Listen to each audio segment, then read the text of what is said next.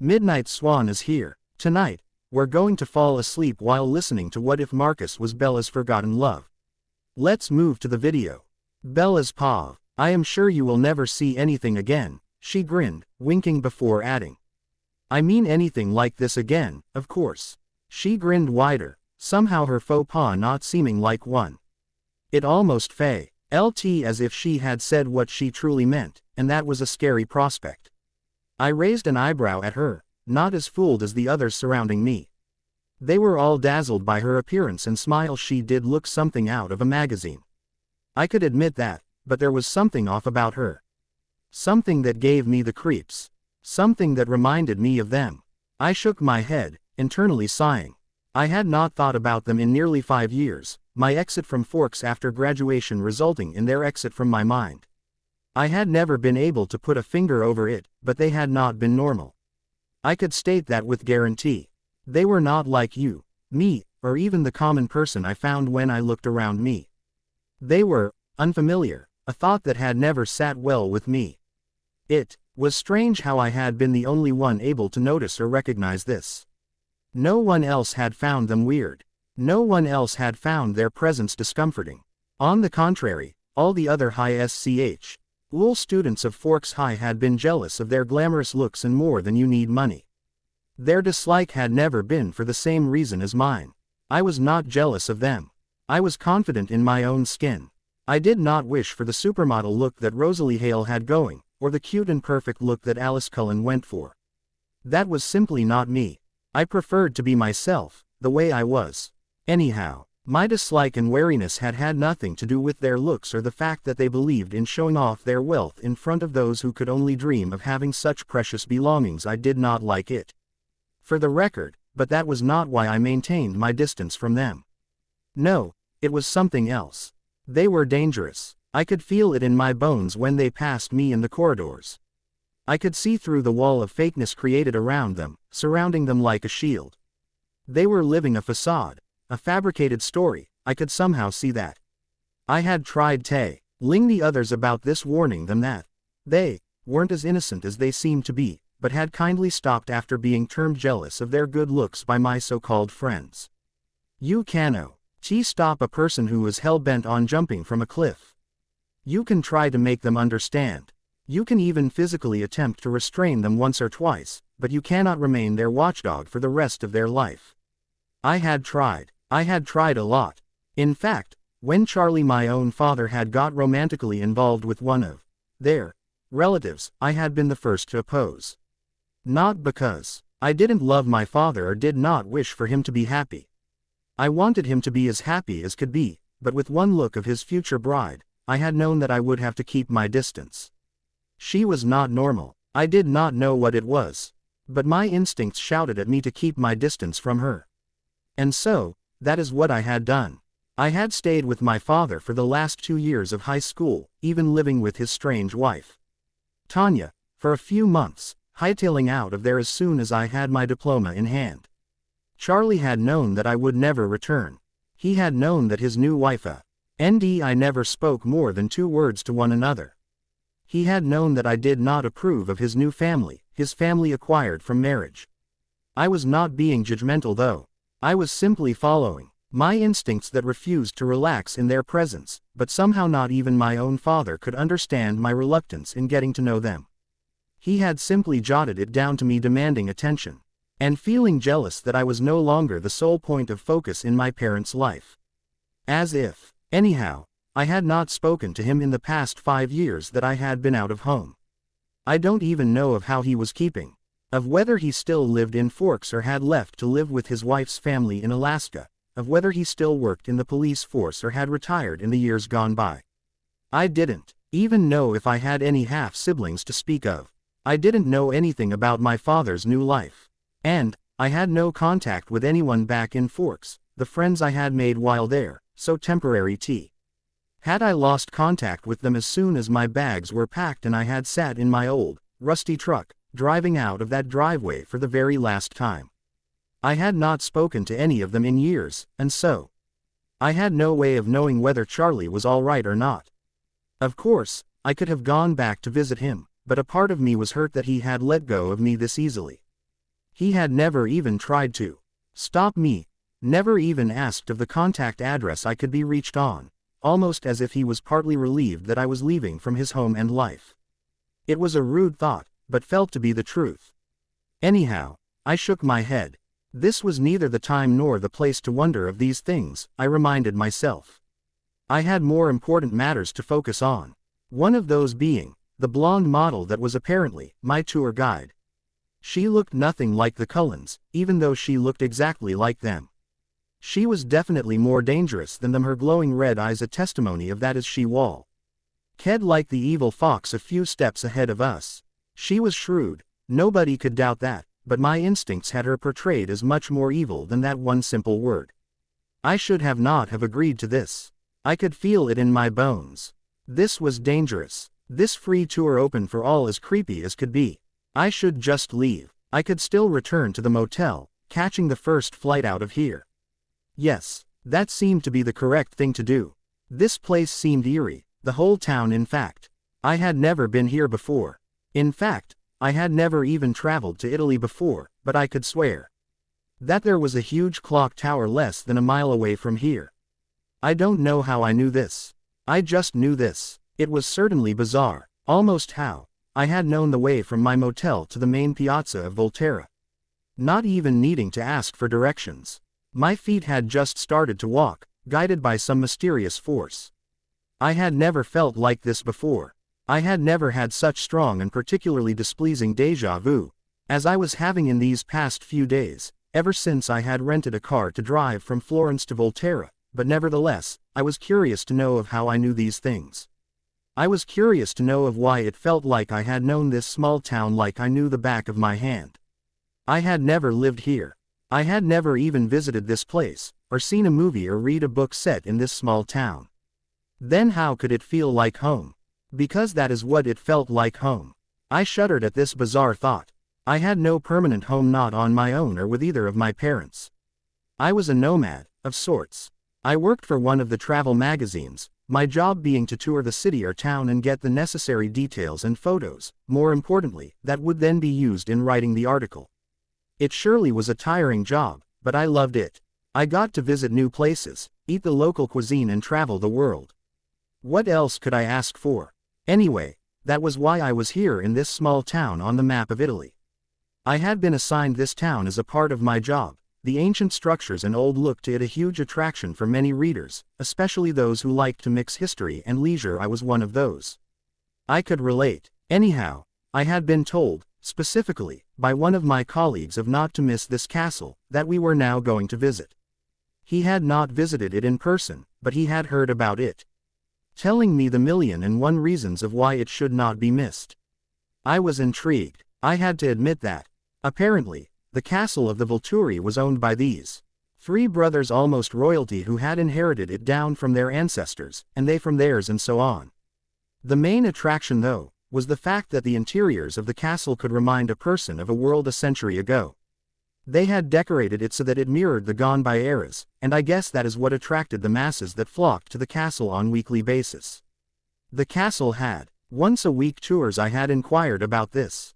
The reason being that the owners valued their privacy but felt the need to educate the next generation of the culture gone by, or so I had heard from the motel owner. She had never visited it personally, a stipulation or so being that the residents of this town could not visit the castle, ever. It was a silly rule, in my opinion. Though, she had informed me that at the castle gate, the person visiting would have to drop in their passport in case of foreign national, or an identity proof that declared that they were not a resident of Volterra. They were really particular about this for some reason. If you didn't have any of the above, sorry, you couldn't enter the castle. Obviously, I had my passport with me, and so I had carried it on this day tour. I wasn't exactly enthusiastic about this rule, but I had accepted it for what it was. Anyway, how did it even matter to me? I just wanted to see this castle that was so widely spoken about. It shouldn't matter to me that a resident of Volterra could never enjoy the same benefits as a tourist. I shook my head to myself, tightening my grip on my bag that held my precious camera. I would need it to take the photos of the castle. I had read through any possible list of rules, but nowhere was it mentioned that photography was prohibited, a fact that brought a huge smile on my face.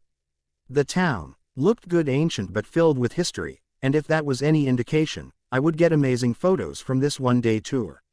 I could not wait. I sighed audibly. See, this is where my conflict lay. I was excited to visit the castle, but was also wary of the tour guide. She was creepy, but she was still the tour guide, and so I could do nothing other than crib to myself in my mind. The castle was worth it, I kept reminding myself. Also, I used to get the same feeling about the Cullens, and while they were strange, they had never harmed another being, from what I knew of. As was with Tanya, as well. She was weird, but that did not directly push her into the category of criminal. It was not a crime to be unusual, you know. We are almost there. The tour guide Heidi, she had called herself, giggled, a bounce in her step. I frowned. I did not like this. Something was wrong. I could feel it. I was almost about to turn and run, when my phone chimed with a message. I quickly pulled it out of my jeans pocket, unlocking and checking through. Can't wait to see the photos. I frowned to myself, the message belonging to Martha, the woman I reported to. She had known that I would be visiting the castle today and apparently was waiting to see the photos. I could not back out now. I had to do my job. We really needed these photos for the article of why a person definitely needed to visit the historical town of Volterra. It was important, considered one of the main attractions of this place. I could not go back without capturing the best of this town. Mainly, I did not want to listen to Martha's comment of how I had let go of a brilliant opportunity. So what if the tour guide was creepy and could easily cause goosebumps on my skin? I was simply going to ignore all of this and do my job. She could not be a serial killer.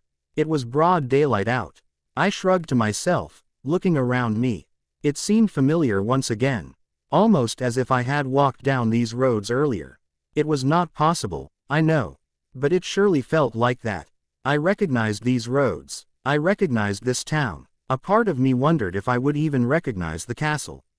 It was eerie. I sighed heavily. I was being ridiculous. I was probably just imagining the huge déjà vu I had going. It was most probably a side effect of my overly active mind.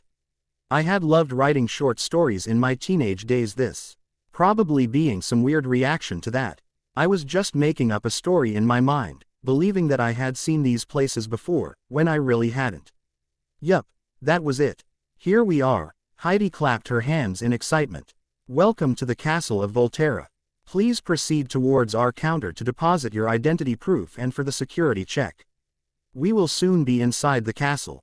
Remember, interiors are still designed like they were 3 millennia ago, with only a few minor changes made here and there. Our tour will end with a meet and greet with the 3 brothers themselves. Saying so, she walked towards one of her colleagues, a man with cropped blonde hair and a sneer on his face, whispering to him something in his ear. I looked at her for a few brief minutes, shaking my head.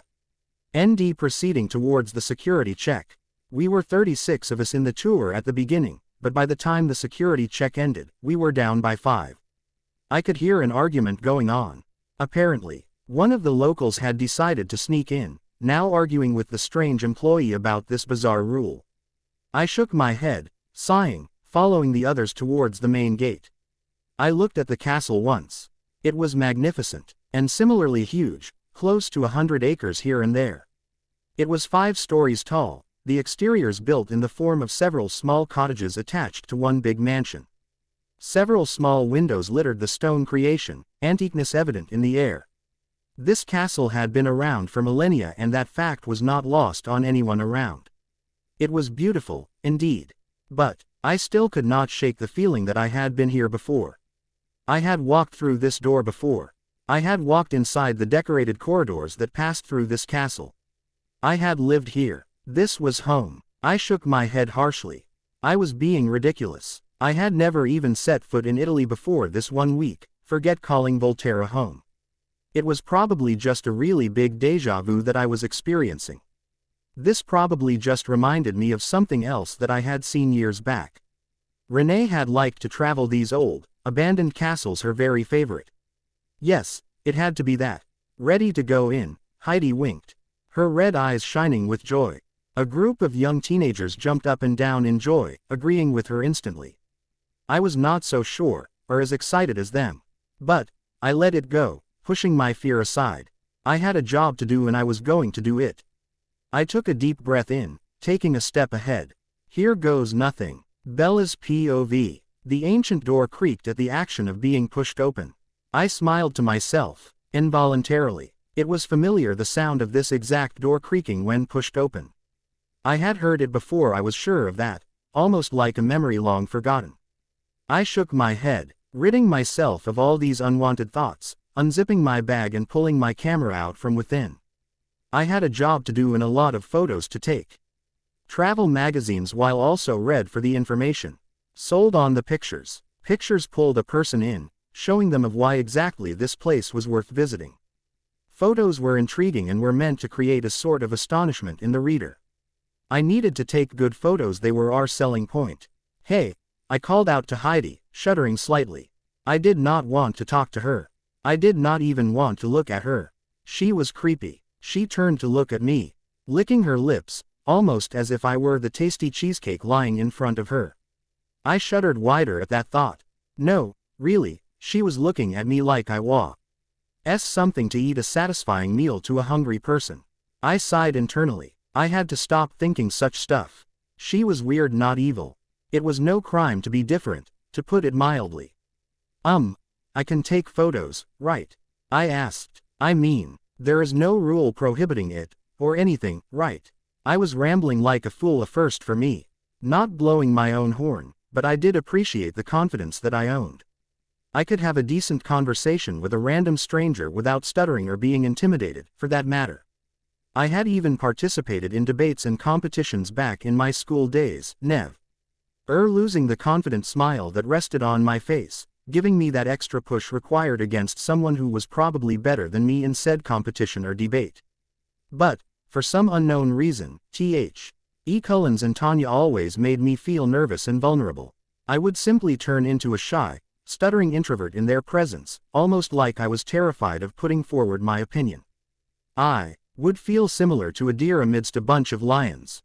I don't know why I felt like this, but I had decided the very first time around when it happened that I would never force myself into such a situation again.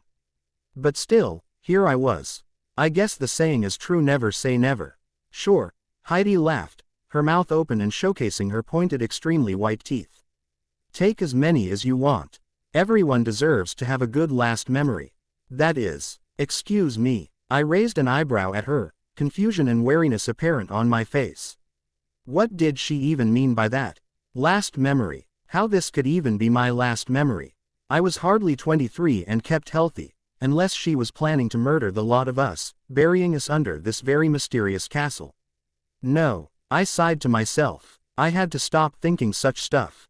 She was no murderer. She was certainly weird, but was no serial killer. Heidi shrugged me off, deciding against giving an answer to my question, winking in response, her colleague sighing and turning to look at me.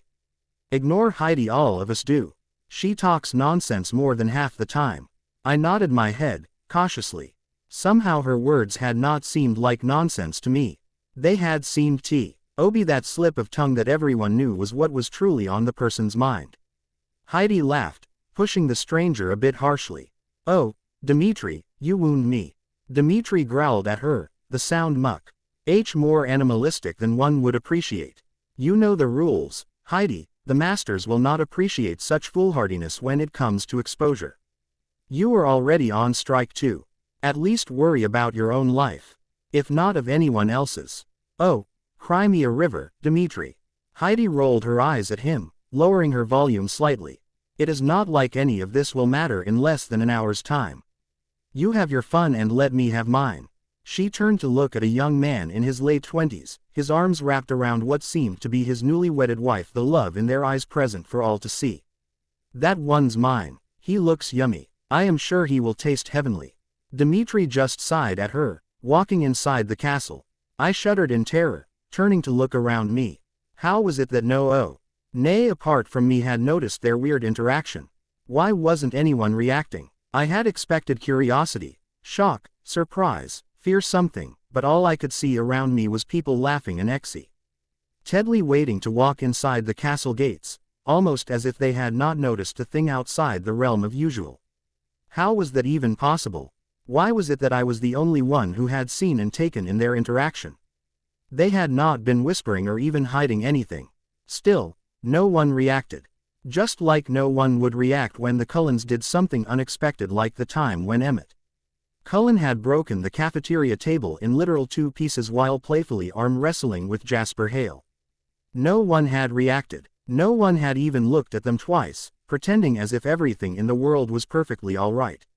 All except me. I had seen it with full clarity, never to forget it again. They were strong. No normal person had that much strength as Emmett Cullen did. Whatever he was, they were stronger than the normal us. Maybe I was overreacting. A part of me wondered. Maybe no one had reacted because it was no big deal. Hadn't I known of women who liked to objectify men in that manner?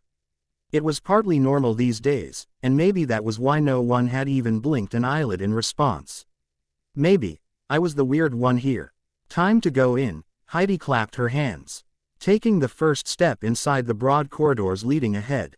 The rest of us followed her in, my hands shaking as I took photos of the mahogany-wide door. My photos were sure to be crappy, I knew that, being all blurry. But I still had a job to do, and also, I did not want to keep my hands idle. I needed to have something on my mind. Anything to distract me from this absurdity now settled in my mind. They were normal people like us. Slightly creepy, indeed, but didn't creepy people exist? You found them everywhere. That was no reason to judge someone. That was no reason to judge Heidi. I took a deep breath in. I had to keep myself calm. I was an adult. Adults were supposed to be mature and responsible, behaving and acting like one. I am sure Heidi was just teasing Dimitri, or maybe I was misunderstanding her words. She probably just found that man very attractive and hence her words of appreciation. They were slightly weird, but flirtatious nonetheless. I forced myself to breathe back normally, plastering a small smile on my face. Everything was normal. Everything was as it was supposed to be. I was overreacting. My instincts were shouting at me to turn in the opposite direction and run out of here as quickly as my legs would take me, but I forced myself to stay put. I needed to do my job. I was no quitter. I really valued my work. I couldn't give Martha the excuse of being afraid. And afraid of what? A woman who was different than me. Martha would very well laugh on my face. Heck, she could even decide that I was no longer fit for this aspect of my job profile, traveling to new places and gaining the information for her. No, I loved my job. I would not let irrational fear get in the way of my success. I took one last calming breath in, forcing myself to relax, idly holding my camera in my hands and starting to take photos of the corridor as we passed through it. The long corridor was lined with paintings, some by known artists and some by unknown, a red carpet decorating the floor. It was beautifully lighted by a long line of small chandeliers, and I captured a few good photos of the paintings and show pieces that decorated the corridor. It did have an old feel to it, I had to admit. An antique gramophone lay in one corner, a brass showpiece table telephone in another. A pair of peacocks with a finish of gold captured my attention, and I quickly took a photo of it. But what captured my attention most was the fact that a few photos and paintings of the castle in olden days had been put up, to show the tourist of what exactly this castle had looked like 1,000 or maybe even more years back. It looked the exact same from the outside. Shocking, but apparently true. Surprisingly though, there was no photos of any person put up. Only rooms with their now antique furniture and the castle from the outside. I gasped loudly, stopping in front of a painting of a garden. It was a simple-looking terrace garden, nothing exceptional about it. Apart from the fact that 2 people had been painted into it, a woman and a man, sitting on the grass with the woman in the man's lap, a wide, satisfied smile on both of their faces. I am going to paint this memory out for us. Il mio amore. I never want to forget the peace I feel when you are around. I gasped audibly, the memory filling my mind all of a sudden. Whose voice was that? Why had I heard it in my mind? I did not even recognize the voice. I wish I would have seen the face that went with the voice, but nothing had appeared. Just a voice, with no context whatsoever. I shrugged to myself. I was just being ridiculous.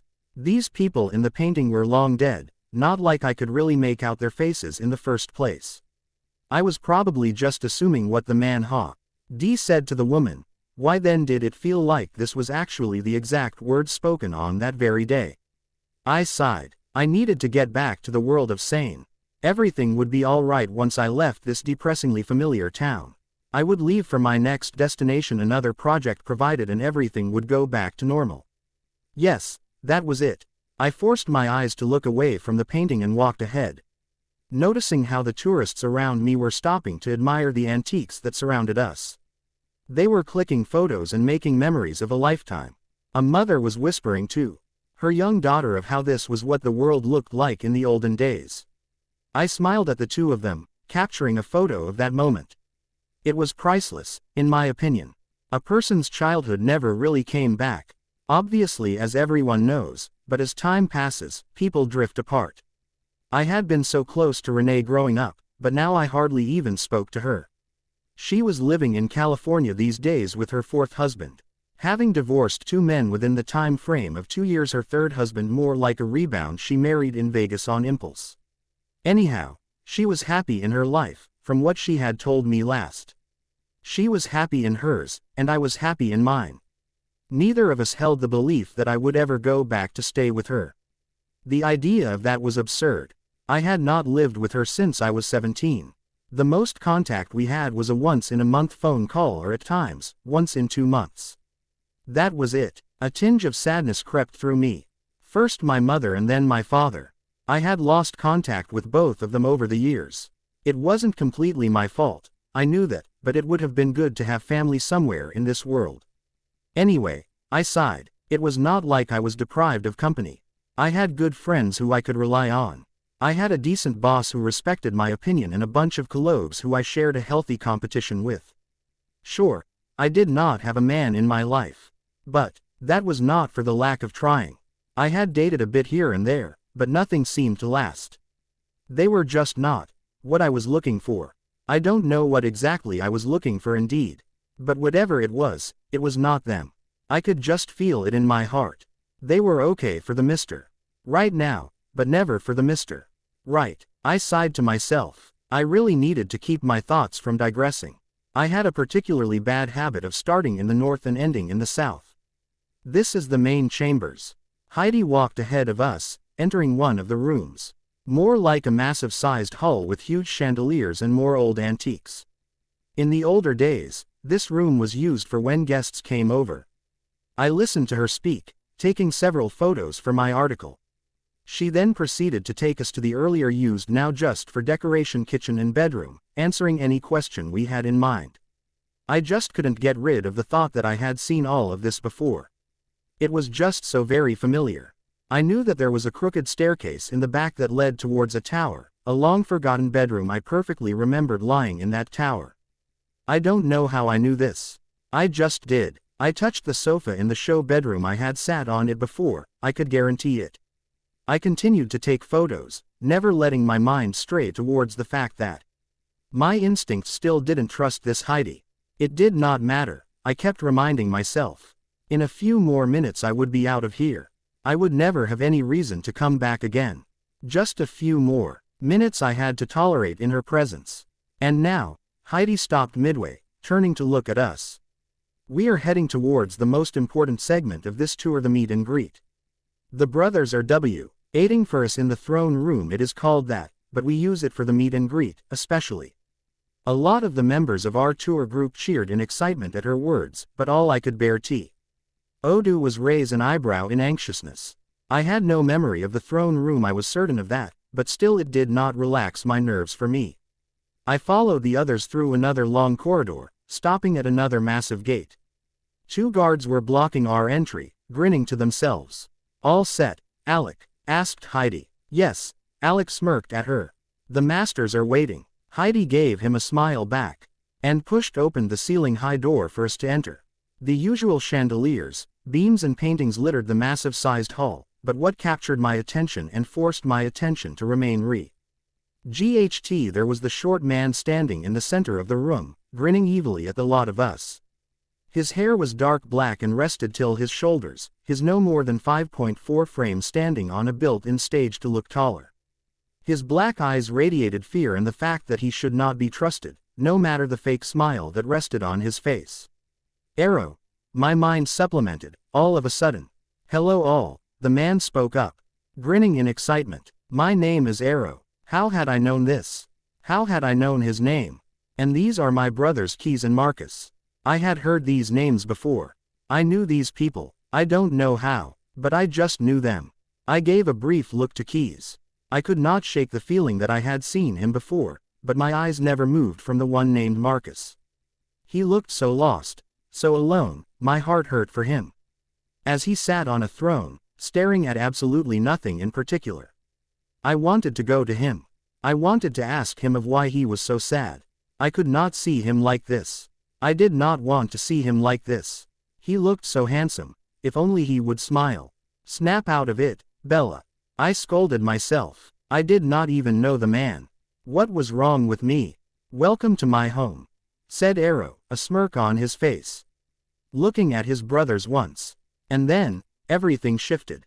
The room suddenly saw a flurry of activity, people moving much faster than possible, shouts and screams resound. Ding through the room before I could even understand of what was actually happening, and then the one named Dimitri pounced on me. Bella's POV. I shut my eyes tight, willing my brain to accept that this was all a big fat nightmare. Waking me up back in my motel room. Shit scared, but still alive. What had I been thinking? Why had I even ignored my instincts? I never did that. I never went against my instincts. This had been the very first time, and look what happened there. More importantly, what were these people? They were not human. I had already known that, but they were. I don't know, cannibals, savages, whatever they were. They were dangerous indeed. Why hadn't I done as my gut had told me to? I had wanted to run. I had wanted to escape. I had known that that was the correct thing to do. But no, I had to be a rational adult about this, worrying about my job and repercussion that running out would have on it. Fat good that line of thinking had done for me. I sighed. What good is it to cry over spilt milk? The damage had been done and my life was the price to pay for it. They, the very mysterious, they were killing the human. I had understood that much in the few brief seconds that my eyesight had got to analyze the situation. They were biting them, near the jugular, probably tearing their flesh out. So, maybe, they were cannibals. Had Charlie known that his wife is, a cannibal? Did he, support her in her practices? Yuck. I quickly erased that stray thought from my mind. It was disgusting. I really needed to bleach my mind. Anyhow, this was it. I was dying. I had understood this reality the minute that Dimitri had pounced over me. I was food, more specifically, his food. It had all been mere seconds since, seconds that felt like long hours. His freezing cold hands were roaming all over me. Why were they even so cold, teasing me, before he granted me the sweet relief of death? I shuddered, my eyes refusing to open. I did not want to see this. I was better off not seeing this. If this was to be my moment of death, I did not want this last memory in my mind. I wanted to treasure the happy memories. I didn't have many, but I did have a few. Going out for dinner with my friends and drinking and laughing the night away. Listening to Renee as she attempted to tell me a bedtime story, her eyes shining with love, no matter how pathetic her storytelling skills were. Dinner with Charlie in the diner, before the mayhem named Tanya entered his life. Traveling a new city or town and experiencing the meaning of the word freedom. I sighed internally. I had had so many dreams yet to fulfill. I wanted to achieve something in life.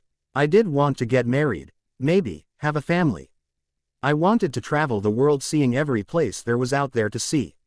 Alas, some dreams never get fulfilled. Oh, why had I not listened to my instincts? I should have known better than to ignore it. I was briefly aware that Dimitri's mouth had now toured towards my neck. His sharp teeth touching over my soft skin. I took a deep breath in, not willing to let go. I was scared. I was nervous. I was hyper-aware of everything around me. His teeth were about to break into my skin, letting another shudder pass through me when nothing, absolutely nothing happened. I was heavily confused here. He was about to bite me. I was sure of that. Why hadn't he bitten me then? Not that I wasn't happy about that sudden development, but still, I was curious to know why the change in plans. I touched my neck, slowly, afraid of what I would find. There was nothing there. My hands roamed my skin over and over again, dreading to find something, but there was absolutely nothing lying on my untarnished skin. I gave out a sigh of relief. He had stopped. He had miraculously stopped. I almost let out a laugh in my newfound relief, before concluding that it was high time I opened my eyes and checked of why such a reaction had occurred. My eyes were still tightly shut, though I was aware that there was pin-drop silence now in the room. Eerily silent if you ask me. I slowly forced my eyes to cooperate, opening them slightly, surprised to see a wall standing in front of me, protecting me from anything that dared to come my way. Oh, no wait, this was no wall. This was that man, Marcus, my brain reminded me. Damn, he was certainly built huge. So fucking muscular. Can I touch his abs? Or was it too soon for that? Snap out of it, Bella. I looked around me, dead bodies all around me. I was the only survivor, it seemed. The others had been brutally murdered, as I had expected them to be. How was I thinking about this so nonchalantly, almost as if it were no big deal? Maybe I was still in shock. It would make sense if I were, you know. Why was I the only survivor? Why had I been let go? Why had Marcus saved me? It was obvious. He was not letting any of the others come any close to me, growling like an angered animal at anyone who dared to take one step ahead. Why though, Master Marcus? Dimitri sighed. I was not aware that you had your eyes on the human. I would never have dared to approach her, otherwise. It is just that you generally never show interest. Marcus growled louder at him, crouching down ready to attack the man in front of him. Brother, Arrow spoke up in a pacifying tone, a question evident on his face. Is everything okay? You seem frazzled. I have never seen you like this. Not since. He trailed off, a confused glance all that was spoken ahead. Marcus simply chose to ignore him and all the others that were now surrounding us, turning to look at me. His eyes, pitch black that they were filled with warmth and surprisingly, love. I had never seen such love shining in anyone's eyes before. It was terrifying. Why did it feel like he cared immensely about me? His hands came to touch my arms, caressing them softly as he ran them up and down. His skin was cold, too, like Dimitri's, but it did not even register in my mind. All that registered was the sudden relief that my heart felt when he touched me. It was normal. It was natural. I knew his touch. I recognized it. I knew the feel of his hands like I knew the back of my own. He had touched me before. He had caressed me before. He had loved me before. I shuddered at that last thought. I did not even know the man. He was a stranger to me, and yet was so very familiar. How was any of this possible? His hands came to touch over my cheeks, softly assessing whether I was all right or not, before cupping them in his hands lightly, so very lightly, so very lovingly. I could see the ultimate relief glowing in his eyes. A burden had left his shoulders today. The darkness of his life had now, finally, been replaced by light. It had been a long wait, indeed. A tear fell down my eyes, surprising me. I was crying. I didn't even know why I was crying.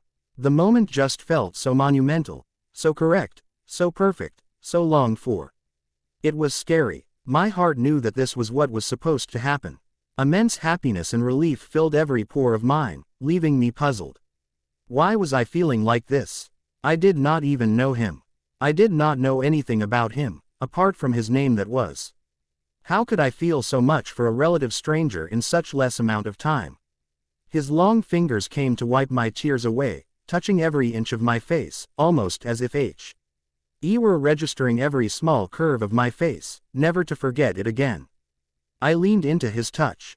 It felt like home. It felt like the relief of dreams finally coming true.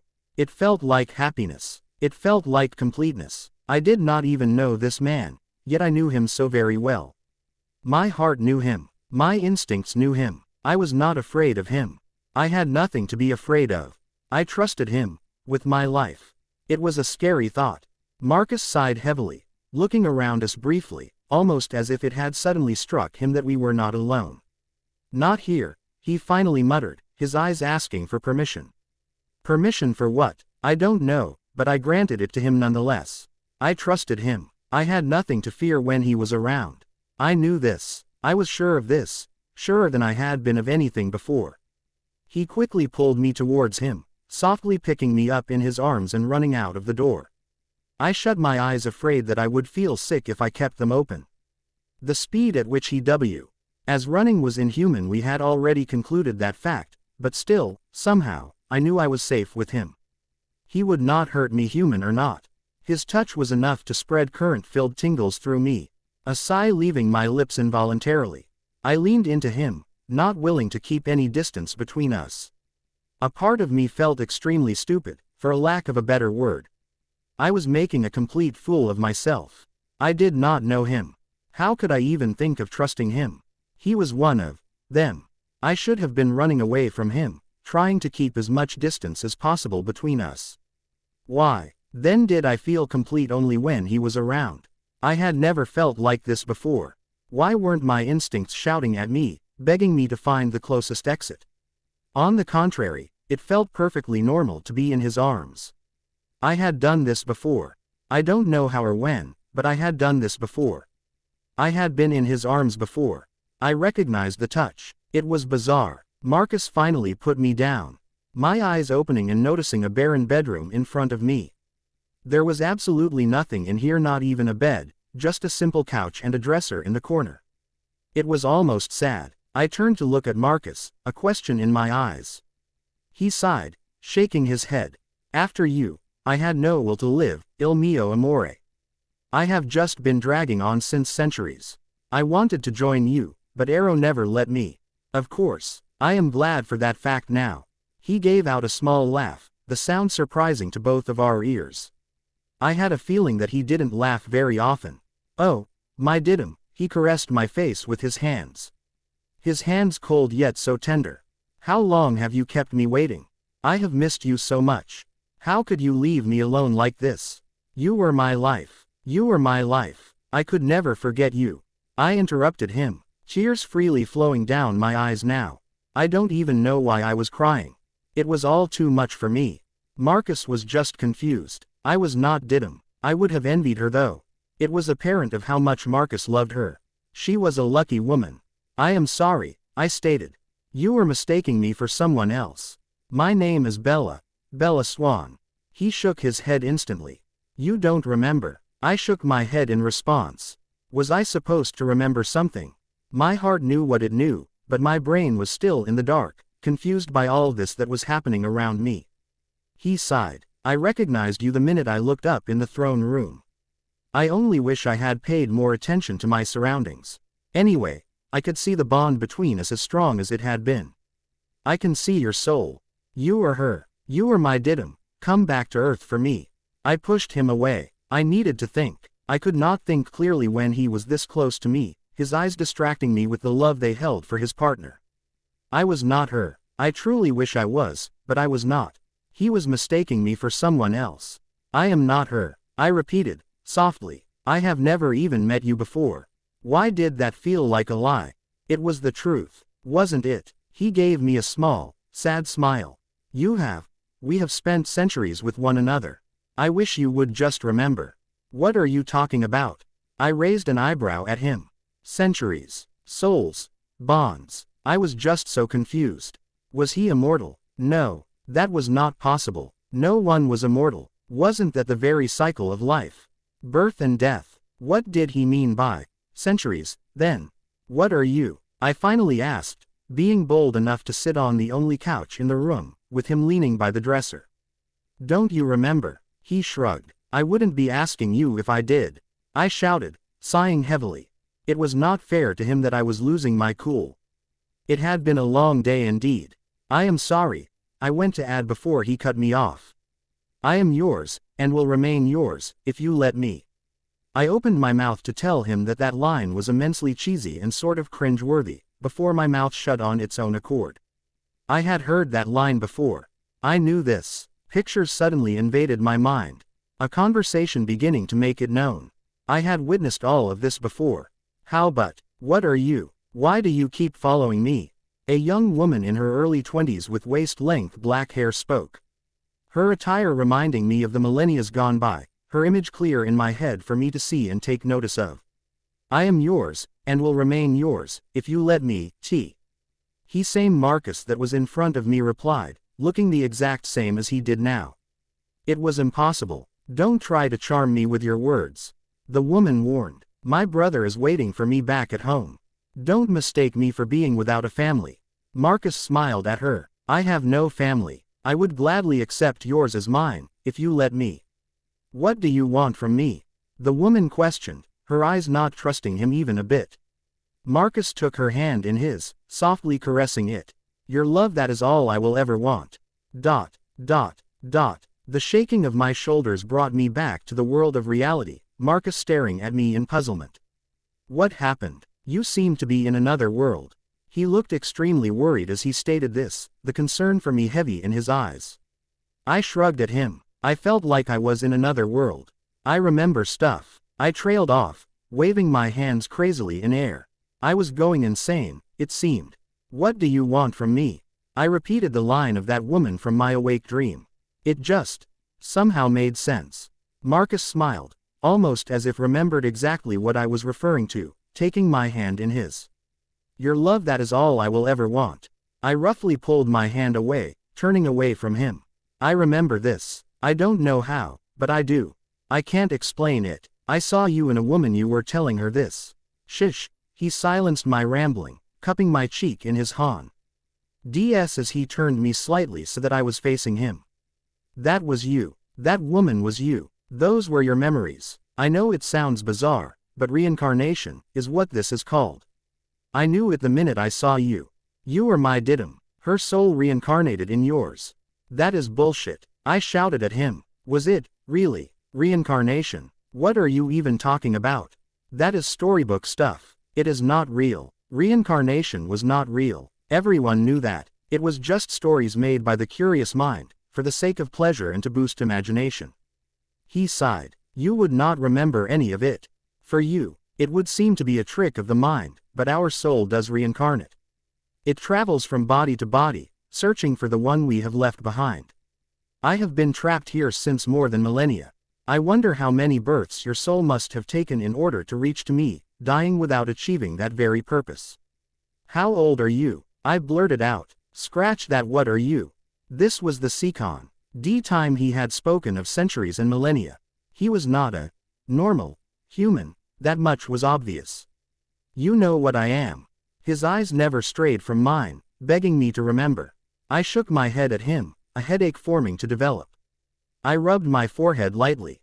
This was all so bizarre. What parallel universe had I ended up in? I just wanted to go home, possibly back to Renee's. She was the least maternal person to exist. But still I craved for her to hold me in her arms and let me cry to my heart's content. I truly needed it at the moment. Didim. He started to speak. Bella. I cut him off. My name is Bella. I don't care what he thought my name was, it was Bella. I was not her. I was not his Didim. He sighed. I am sorry, of course, Bella.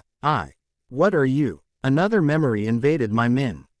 Pulling me back to the world that existed in my own damn head, the same woman as before asking Marcus this question, nervousness and fear evident in her eyes.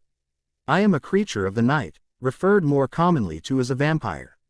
But you need not worry, my Diddy, because I would rather walk through fire than let any harm come to you. I promise you of that. Bella, are you okay? Marcus shook me back to reality.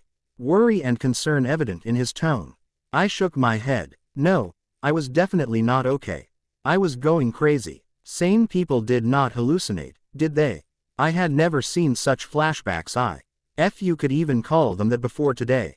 Sure, I would get these feelings. But this was much more serious than that. I wish I could go back to just having feelings. That was much simpler than this. Anyhow, back to what we have learnt. They Marcus included were vampires, and not cannibals. Charlie had married a vampire, as was obvious when you put two and two together. Was he even aware of this? Did she, drink his blood? Bella, Marcus questioned, his hands softly roaming over mine. I opened my mouth to tell Marcus this, that no, I was not okay, but no voice left my mouth, blackness suddenly invading my mind. setting itself free in front of my eyes. And then, nothing. Marcus's POV. It was her. She was back. My Didim was back. She had returned. For me, to be with me. I loved her so much. I had never forgotten her, not even for a mere second. How could I? She had been the heartbeat of this dead man. She had been my reason to live. She had been the smile of my face and the light in my eyes. With her gone, there was absolutely nothing to live for. I had wanted to join her. I had decided to join her, to be with her, if not in this world then in another, but Arrow had never let me go. He had forced me to keep existing, because this was no life, this was only a never-ending existence. I had opposed him. I had argued with him. I had fought with him, even going as far as a physical fight. But when he had still refused to even consider my words, forcing Chelsea to use her power on me, I had given up. I had accepted the very fact that I was supposed to suffer till the end of time. That was my punishment. I don't know what exactly wrong I had done to be at the receiving end of this hell, but it must be something abhorrent, that was for sure, considering I had to live my life without my very life in it. I had accepted it, having no other choice in the matter. I continued to exist. I continued to feed once every month, grabbing the human that stood closest to me, finishing the deed as quickly as possible. I had no need for games. I had no interest in playing games. For me, feeding was a compulsion. I had to feed in order to continue existing. That was it, the sole purpose of why I fed. I did not want to, but I had to. Arrow made sure of that, making sure that I attended every feeding that happened in the castle. I don't exactly know if he did this due to him considering me as a brother, or if he was solely seeking his own interests by keeping me alive. Nonetheless, I was glad for it. How else would I have met my Didim again, if he had not kept me existing? It could have been an endless cycle of birth and rebirth before we were to cross paths again, and the worst part of that, I would have no memory of her in such a scenario. That was simply not an option. I never wanted to forget even one precious moment that I had spent in her company, loving her, cherishing her, wanting her. Our souls remembered our past life. They knew what we had been, who we had been, whom we had loved, and who had been the closest to our heart, but those memories did not quite transmit to our conscious mind. The pain of childbirth and the newer memories that the soul made soon after coming back to life forced those past memories to settle in the back of our subconscious mind. We were aware of them. We even remembered them, just not consciously. It was even believed just born babies had full knowledge of their past life. They remembered it. They could recognize the soul that stood in front of them, masqueraded in a newer body, but before they could share this knowledge with another, they would begin to forget it just as nature had deemed them to. They would never again gain access to those precious memories. It did not mean they did not have it, they just couldn't remember it. That was life. That was nature. We lived and forgot, moving on to a new beginning with a new name and new identity, forming a new set of memories with each birth that we took. Sometimes, we would be fortunate enough to cross path with our soulmate, instantly forming a bond with them, but on rare occasions, we would never meet them again, missing an entire birth that we could have spent in their arms. The harsh reality being, we did not decide these things. We had no control over it. Fate decided it for us. We could only hope that we were in the lucky few to meet our soulmate again, getting that very chance to spend another birth with them. But, unfortunately, even that opportunity had been cruelly stolen away from me when Arrow had refused to let me go, refusing to end this never-ending suffering of mine. I had begged him. I had pleaded with him to let me go. I wanted the chance of finding my Didim again. I could not live without her. I did not want to live without her. I had tried convincing him of this, for decades and even centuries. But alas, I had been forced to live an eternity of misery and suffering. I had never believed to find her again. How could I? She had moved on to another birth, possibly several. She had been gone for a while I was still stuck here, as the very same Marcus Volturi she had once had as her mate. I had deemed it impossible to ever find love again. It simply wasn't on the cards for me. I had accepted it. I had believed in it. I had never imagined a change coming in my life. Not until this very morning. Today had started off as any normal morning did, as most unusual things usually did. I had been sitting in my bedroom, staring into nothingness, lost in the memories of my Didim, as always, when Afton had knocked on my room door, informing me that it was time to arrive for feeding. Once every month, Heidi went out fishing and brought in a bunch of humans for us to feed upon.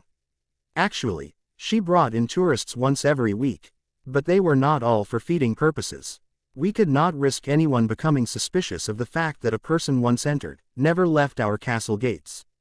Some tourists were simply meant for keeping up that appearance. The regular tour was conducted, with the tiresome meet and greet event, after which the tourists were shown the exit and our tiring day came to an end. Only in a month did those tourists arrive who were meant to be food. Today had been one such day. It was the day of feeding. All of us would gather in the throne room, where events as such occurred, contrary to the room being termed throne room, departing only once everybody had drunk themselves full. Some of them, like Keys, preferred to play games with the human, laughing as they suffered through the torture. I, on the other hand, finished as quickly as I could. My Didim was waiting for me. I had to go back to her. I had no time for such trivial matters. It simply did not concern me. I walked towards my throne, waited for the humans to arrive, fed my fill and then proceeded towards my room. That was routine. It had been routine since centuries now. It remained the very same, always. But today had not been routine. I had sat on my throne, expecting the loud chatter of the humans as they walked towards us, which had not disappointingly arrived, the only difference being an uneasy feeling in my chest as soon as the lot of them walked in. I had never felt anything like this. I was dead. I was not supposed to feel anything like this. I had ignored it, assuming it to be nothing of importance. I had continued to remember those beautiful moments of my youth that I had spent with my Didim. Now, I am aware that I am immortal and would still be considered young. I was changed at the age of 31. But the centuries gone by had genuinely aged me from 31 to 51. I truly believed that I was no longer any young. My eyes depicted my pain and loneliness, my silence speaking volumes. I had ignored the chatter around me, half-heartedly listening as Arrow greeted the tourists of this month. I knew what was about to happen. It was routine. I went through this once every month. I did not even need to look up and see the faces of the humans. It was just not important. Arrow had then given the cue for the feeding process to begin, his trademark smirk in place. That is when I had looked up. For simply the reason that I wanted to find the poor human who I would end up draining. I did not feed on children. That were a rule I followed thoroughly, and any woman that reminded me of my Didim was also out of the list, for obvious reasons. I had looked up, with the intention of finding a human that raised no fond memories in my heart, noticing for the first time the golden line that began from me. It was unusual. It was surprising. The last time I had seen the golden line of mating radiating from me had been when Didim. I had looked up once again, a new need now shining in my eyes. I had tried to trace the other end of this golden rope, and urgency in my features. It could not be her. It was just not possible. But each of us had only one mate. That was how it was, and mine had died. How could I find another mate then? It had to be her. I had searched through the room, my face depicting my worry and haste, finally landing on a curious brunette standing in one corner. She looked nothing like Didim, her brown a little above the shoulder-length hair a deep contrast from Diddy's waist-length black hair. She was taller than Diddy had been, and even a little bit curvier. Her eyes were chocolate brown. Diddy's had been gray before the change. But still, it was her.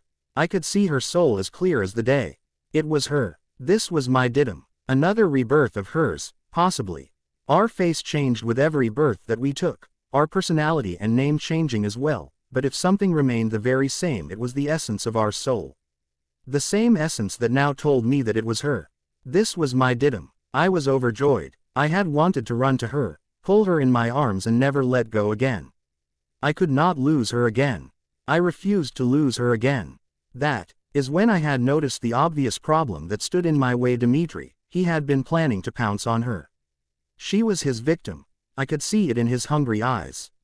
Of course, I could not have let this happen. I had jumped out of my chair, rushing towards my Didim, throwing Dimitri out of the way, not even bothering to look back and check, my only priority being the human that stood in front of me. It was ironical in a way. The last time when I had seen Didim for the first time, she had been human. It seemed the same this second time, too. Once again my poor Didim would have to go through the burn that accompanied the change. But there would be no third time. This was it. I would never let her go again.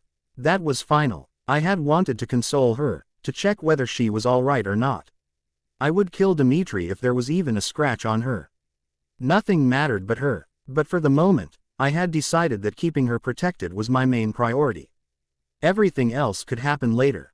Dmitri was not the only hungry vampire in the room. They would not understand. They would not believe my word when I told them that this was my Didim. It was too surreal to be considered true. The only reason why I was so confident of this was because I could see the mating bond that existed between us. She was my mate, there was no doubt in that. Of course, I would recognize her in whichever form she took. I could never forget her, or even think of moving on. I had stood like a wall in front of her, guarding her from who were almost like a family to me, a low growl leaving my mouth. I had to keep her safe. Putting her in danger was never an option. Master Marcus, Dmitri had sighed, confused by my unusual behavior. I never behaved like this.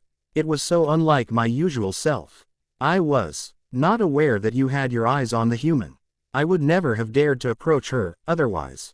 It is just that you generally never show interest. I growled louder at him, the thought of him egging on her enough to bring out the anger and worry that lay in me. She was not safe here. She could be killed at any point of time, just one person losing control being her end. No, I could not let that happen. Brother, Arrow spoke up, attempting to placate me with his words, is everything okay? You seem frazzled. I have never seen you like this. Not since. He trailed off, not needing to complete his sentence. I knew what he had been hesitating to say. He had not seen me like this since Didim passed away. I had been overly protective when it concerned Didim, her happiness and safety of utmost importance. He had not seen me like this since close to millennia now, not since I had experienced the death of my mate. I turned to look at my Didim. Oh, how much I had missed her. I softly caressed her arms. Her skin the very same soft that I had once relished in. It felt normal. It felt natural to hold her in my arms. It felt normal to love her and care for her. I had waited millennia for this moment. I had wished for her to come back to me, hoped against hope, and now, here she was. It was surreal. A tear fell down her eyes, surprising me. Did she remember me? Did she recognize the importance of this moment in my life? In our life. I had waited for her for so long.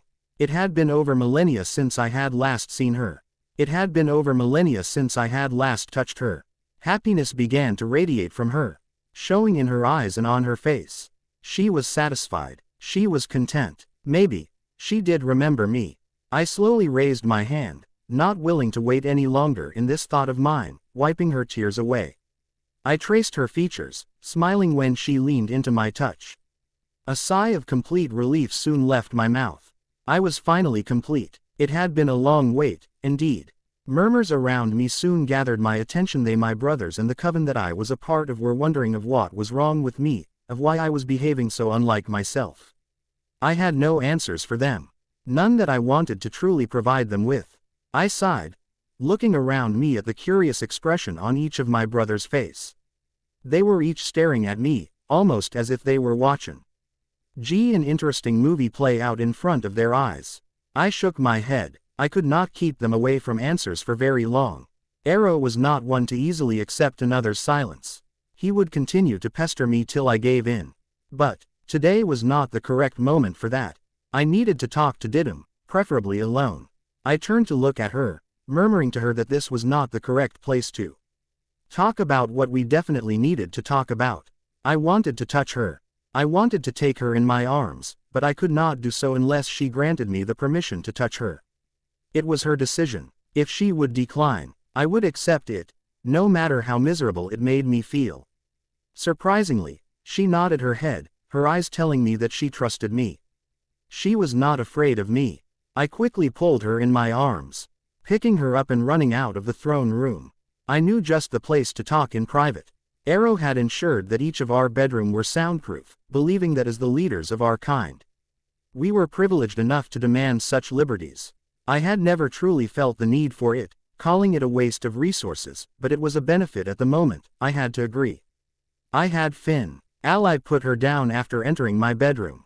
It wasn't the same bedroom that we had once shared. I could not bring myself to even enter that room. No, this was one of the spare rooms that I had no memory of hers attached with. Our conversation to begin with had revolved around the barren room that she was in, soon changing direction when I admitted that I had had no will to live after I lost her. I had softly caressed her face, pleading with her to never leave me again. I would not be able to even exist if she were to leave me again.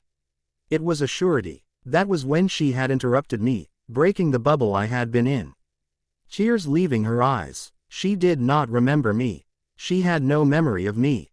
Of course, a part of me had expected that, but still it hurt to hear. I had sighed, admitting to her the truth that I had recognized her the minute I saw her, knowing instantly that she was my Didim. Her expression though had suddenly changed, her hands telling me her current decision as they pushed me away from her. She did not remember me. She did not remember her life as Didim Volturi. She did not remember any of it. She simply looked confused by my words. But then, I had seen it, the small spark in her eyes when I repeated my once spoken words to her, almost as if she had remembered something. I had almost smiled to myself. This was a good sign, right? I thought back to the first time when I had spoken those words. I had been changed roughly 3 millennia back, a nomad named Thomas being my sire. I had lived with him for nearly 200 years before he had been killed in a fight against another nomad. I had then begun to travel on my own, never stopping at any place for more than a few days' time. That, though, had changed when I had walked through a small town in Greece, as a young girl. No older than 20, had captivated my attention. She had been mesmerizing, gaining every inch of attention that I could provide her with. She simply radiated happiness, which I later found out was her gift. Also later on realizing that my feelings for her were a part of the mating bond. She had been my mate. She was my mate. I had wooed her, well, as much as she let me to. He had never been one to trust someone blindly. She had fought me and my charms with all she had in her, finally giving in only when she realized that the pull she felt towards me was not to fade. My Didim, Bella, had remembered this moment. I could see it in her eyes. Though, she sadly refused to believe it. It was strange. I could see the same stubbornness and determination in her eyes, which I had once seen in Didim's. I guess our personalities did not change all that very much, no matter which body we took to acquire. She had refused to believe in the process of reincarnation. She would with time. I had no doubt on that. She had then asked me the most important question, of what I was. I had started to answer her, stopping when I saw her zone out, losing herself in her memories. Her subconscious mind being the one to come in play. She was remembering that moment gone by. I could see it as clear as day in her eyes. This time when she came back to reality, she knew well of what I was. She had remembered that moment when I had told her of what I was, more than millennia in the past. Recognition shone in her eyes. I had tried to console her, even going as far as touching her, which in hindsight was a good thing. As the very next moment her face had drooped and she had fainted, right there in my arms. Oh, my, now what? Marcus's POV. What is this all about, Marcus? Arrow scowled, demanding an explanation. His hands on his hips similar to a toddler about to throw a tantrum of deadly proportions. There wasn't much of a difference though, anyway. I sighed, my eyes never stray. Ing from my room door less than a few steps apart. Didim, Bella was inside, and I would much rather prefer to be there than here, discussing the outcome of my strange behavior with none other than my brother, who could be a certified pain when he chose to be so. Arrow, brother, this is neither the time nor the place. When will the correct time be then? He interrupted me, a scoff emitting his mouth. On the contrary, I would say, you have kept us waiting long enough in our quest for answers. You never behave in such a strange manner, brother. Poor Dimitri, he was traumatized by your actions. I most resisted the urge to roll my eyes, finally giving into it and successfully rolling my eyes. Surprising Arrow once again. I generally kept my thoughts to myself, for good reason though. Really, Arrow, traumatized? Don't you think that is a bit of an exaggeration for the situation? Arrow had the habit of doing so. He was infamously known for creating mountains out of molehills. But this was an extreme reaction, even for him. I had to admit that. He grunted, folding his arms together in front of his chest, in evident stubbornness. I disagree with you on that. I have seen the sight with my eyes, and read his mind. I believe he was truly disturbed by your abrupt behavior, but I am curious to know of what brought it through. And we are back to the beginning. Arrow just didn't know when to let the topic go. Talk about being pushy. I sighed, shaking my head. Brother, I said I don't wish to talk about this topic. But, he interrupted me, almost pouting. In that case, let me read your hand. You don't need to verbally speak a word. No, I stated, pushing his offered hand away. He could not try those tricks on me. Not anymore. We had mutually decided this more than millennia ago that you will demand to read me your keys if we don't wish for you to. We are not a part of your guard, Arrow. You don't rule over us. When the Volturi had been initially formed, Keys and I had demanded that this rule be practiced religiously. We were not a part of the guard, or one of the staff members, that Arrow needed to keep an eye upon. We were as much a part of the Volturi as he was, and so had a right to demand complete privacy. As was he privy to. No one went about demanding to know his personal thoughts on a matter, and we deserved to get the same respect, owing to the fact that we were the leaders, as well. Of course, after Didim's death, I had let Arrow read my mind quite frequently, stating that there was no reason for me to want or demand my privacy. A shell of a person could hardly have any secrets, that is, but not any longer. Now I had a reason to demand the same rule that we had once followed. Arrow could not read my thoughts, or by association, Bella's. It was simply out of question. There could and would be things that Arrow did not deserve to know of, things that we would like to keep between us. Didim had never let Arrow read her mind, even though she was his biological sister, a fact that Arrow truly despised, and if I had to guess, Bella would be against him reading her mind, as well. She did have a lot of Didim in her, which should be partly expected. Anyhow, Bella would get the same right that Athenadora Keys's maid enjoyed, living in this castle since she had. How? Arrow looked horrified by my choice of words. Why? You have never opposed to me reading your thoughts before. What has changed all of a sudden? I simply shrugged in response. I have never been accepting of you invading my privacy, but decided against speaking about it out loud. That changes today, though. His eyebrows furrowed together, disbelief thick on his face. I don't believe this. He grunted. I will talk to you when you are sane again, brother. He paused slightly in his words, contemplating something. Oh, before I forget, how would you like some company today? I narrowed my eyes in confusion. Concerning. He gave me a small smile in response, shaking his head slightly. Don't look so worried, brother. It is just that Chelsea needed your help in some newer translations. You know that no one is as knowledgeable as you in the castle. I had promised her that I would put the matter in front of you. I scoffed, no stranger to the hidden meaning behind his words. I was no fool. I was well aware of why suddenly Chelsea would feel the need to visit me. Arrow and his never-ending tricks of manipulation. He just could not accept things not going his way. Not today, brother. I kept my tone as nonchalant as could be. I have other chores to complete. But Sulpicia is as well versed as me in the languages, if not more. I am sure she would be willing to help Chelsea. He scowled. His eyes narrowed as he glared at me, the unspoken words clearly specified between us before he huffed and walked away.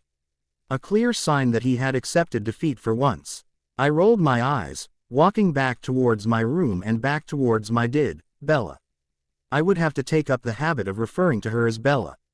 She preferred to be called Bella, as she had made it clear to me. Of course, she had no memory of being Didim, and so it would have been certainly strange on her part to accept another name and identity this easily. Anyhow, I don't know from where such bravado had entered into me. I had never opposed Arrow before in the first few years of knowing him. Due to him being my mate's brother, I had always been keen on treating him like a younger brother myself, the stubborn younger brother whose mistakes you tend to overlook. It had partly been my fault, I agree, that Arrow was this power-greedy and selfish in his means. He had never heard a no in his early life. Didim tended to pamper him to no extreme, and I had done the very same after he joined my family. Because that was what this was, back in the day, a family. A family that consisted of me, my mate, and her only living family, her brother. I could still remember that exact day when I had met Arrow for the first time. I had wanted to mar. Why she had just found out the secret of my identity, and surprisingly, had accepted me with open arms, her only stipulation being that she would not leave her brother behind once she entered my world to be with me. He was her only family, she had stated. She could not have imagined leaving him behind. I had accepted her terms, I craved company myself and had agreed to change Arrow as well, of course. Owing to the fact that he wanted to become a part of my world. Didim had invited me over for dinner, to their rundown shack. They could not afford anything better. Their parents had passed away, leaving the two of them behind. And with cruel, seeking advantage, relatives stealing away whatever little their parents had left for them, the two of them had wandered from town to town, finally calling this little shack their own. Anyhow, Didim had nervously opened the door, hearing me bang softly, a young boy, almost out of his teens, standing a step behind her, a wary expression on his face. "I hear my sister wished for me to meet you," he had spoken in polished Greek, his literary skills limited to speaking, unlike Didim, who could read a bit, having learnt from her well-read father. I was fortunate in that aspect. My sire had been a well-read man who had taught me everything he knew before he was killed on that unfortunate day. I had nodded my head in agreement, a polite smile on my face. "Hello, my name is Marcus. I don't really know my surname. A father figure of mine went by Volturi, and I have taken to follow the same. It is a pleasure to meet you, Arrow." He had scowled, not really pleased to meet me. "My sister informed me that you wished to marry her." I had given him a small smile, hoping to somehow lessen the tense environment that we had found ourselves in. "Yes, I truly. Why believe that she is the one made for me? I would like to marry her. You are important to her and your opinion matters to her. I have no family remaining, and by association, I have begun to consider you as family, if you will let me be. That is." He had seemed contemplative for a few brief minutes before he had moved to let me enter the house, not uttering a word of approval or disapproval. I had taken that gesture as a small victory. "Though, my sister was telling me that you have no permanent residence at the moment." He had started to speak, Didim stealing glances at me all throughout. She was nervous. I could see it in her posture. She also disliked the fact that Arrow was this protective over her, but had accepted it, knowing that he was simply asking the questions that her father would have had he been there. I had smiled. "Yes, I travel from town to town, having no permanent residence to call my own." He had scoffed. "How will you look after my sister then? We have faced several difficulties due to not having a family to lean upon. I don't wish for my sister to marry a man who promises her the same life of no stability." "That will not be an issue, brother," Didim had whispered, her eyes pleading with me to tell him the truth. She desired to marry me, but did not want to lose her brother in the process. I had sighed, adhering to her wishes. She was my mate. I would do anything and everything for her. "Arrow, brother," I had begun, "there is something you need to know about me." I had then proceeded to tell him the truth about my kind, offering him the chance to choose of wet. Her he wanted to become a vampire or not, hoping that he would say yes. Didim would have been heartbroken otherwise. Fortunately, he had agreed, a dangerous gleam in his eyes when he had learnt of truly powerful he would become after the change. He was power greedy, I could see that in his eyes, even at such a young, inexperienced age, but I had chosen to ignore it, considering Didim's happiness to be of much more importance. I could handle Arrow. It would not be very difficult for me. I was decades older than him even without counting my immortal life. "I have a condition, though," Arrow had lastly stated. "We will keep a permanent residence. I don't wish to travel from town to town, like a nobody. I detest that life and I refuse to do it for eternity." I had nodded my head, simply glad that I would be able to call Didim my wife, no matter what the price is to pay. I was aware that Didim had been looking forward to the nomadic life. She loved to travel. She wanted to experience the joy of not knowing where your feet will lead you to, completely surprised by the outcome at times. She had wished to see the world, grabbing all the information she could on the way. Didim had loved to learn. stating that this form of learning by traveling was any day preferable than the method of learning through books or through word of mouth, which was more common back in the day. I had silently promised her that day I would fulfill every wish of hers. Her wish was my command, no matter how cliché that sounds. We would see the world together. We would make new experiences together, loving one another as we made new memories of a lifetime. I had smiled at Didim, silently letting her know of this, almost missing the evil grin on Arrow's face, his eyes telling me of how much he desired this new role of having complete control over our decisions. He had realized of how much I loved Didim and to what extent I would go for her happiness, and such knowledge never did anyone any good. I will decide of where we will live, he had finally stated, knowing that there was no opposition lying in his way. Marcus, a whisper brought me back to the present, scared brown eyes looking up at me from the couch on which she lay. Bella. I ran up to her, kneeling by her side. Are you all right? She gave me a slight nod, gulping. I have not been dreaming, have I? Whatever you just said. Reincarnation, vampire, soulmate. It was not a dream, was it? I shook my head, my dead heart nearly breaking at the fear and worry in her tone. I am afraid it is the truth. You have not been dreaming. She sighed, looking at her lap. I don't even know what to believe at the moment. Reincarnation is supposed to be fantasy. Vampires are supposed to not even exist, and yet, I can say with full ready that I did see a person drink the blood of another person, killing them. How am I okay with any of this? I should be in shock right now. Humans plural were brutally murdered in front of my eyes, and I don't even blink an eyelid. I should be. Shish, I calmed her, rambling down, taking her hand in mine. It felt familiar, like home, my touch doing its desired job by soothing her instantly. I have a theory behind that, I started, unsure of how my next words would be perceived. As Didim, back in the day, you did feed on humans. It was not as elaborate an affair as it is today. Arrow took complete control of matters after you. I was no more than a shell to give my opinion. Anyhow, I believe that due to you feeding on humans in one of your past births, you are not as disturbed as a human could have been. Considering you are getting parts of your memory of that birth back. I fed on humans. She raised an eyebrow in question. I sighed, nodding my head. But, that's horrible, she declared, waving her hands in air. The only thing that can be worse is, did I feed on small children, babies maybe?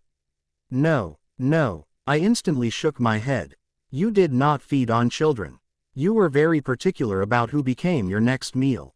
You never hunted the ones who needed to live, the breadwinner of a family. You called it the death of an entire family, instead of simply one. And, you need to understand, we had believed that we have no choice but to feed on humans. It wasn't until Carlisle Cullen walked through the castle gates that we realized that feeding on animals is an option, and that happened long after you left me. Why didn't you, she questioned in a whisper, change your diet? I mean, you don't need to answer if it is anything personal, she instantly added, embarrassed by her outspokenness. I shrugged at her. You can ask me whatever you want, I would never refuse you an answer. And, to answer your question, I had thought of changing my diet at one point of time, but Arrow never let me. He believed the human feeders to be stronger and more in control of their gifts.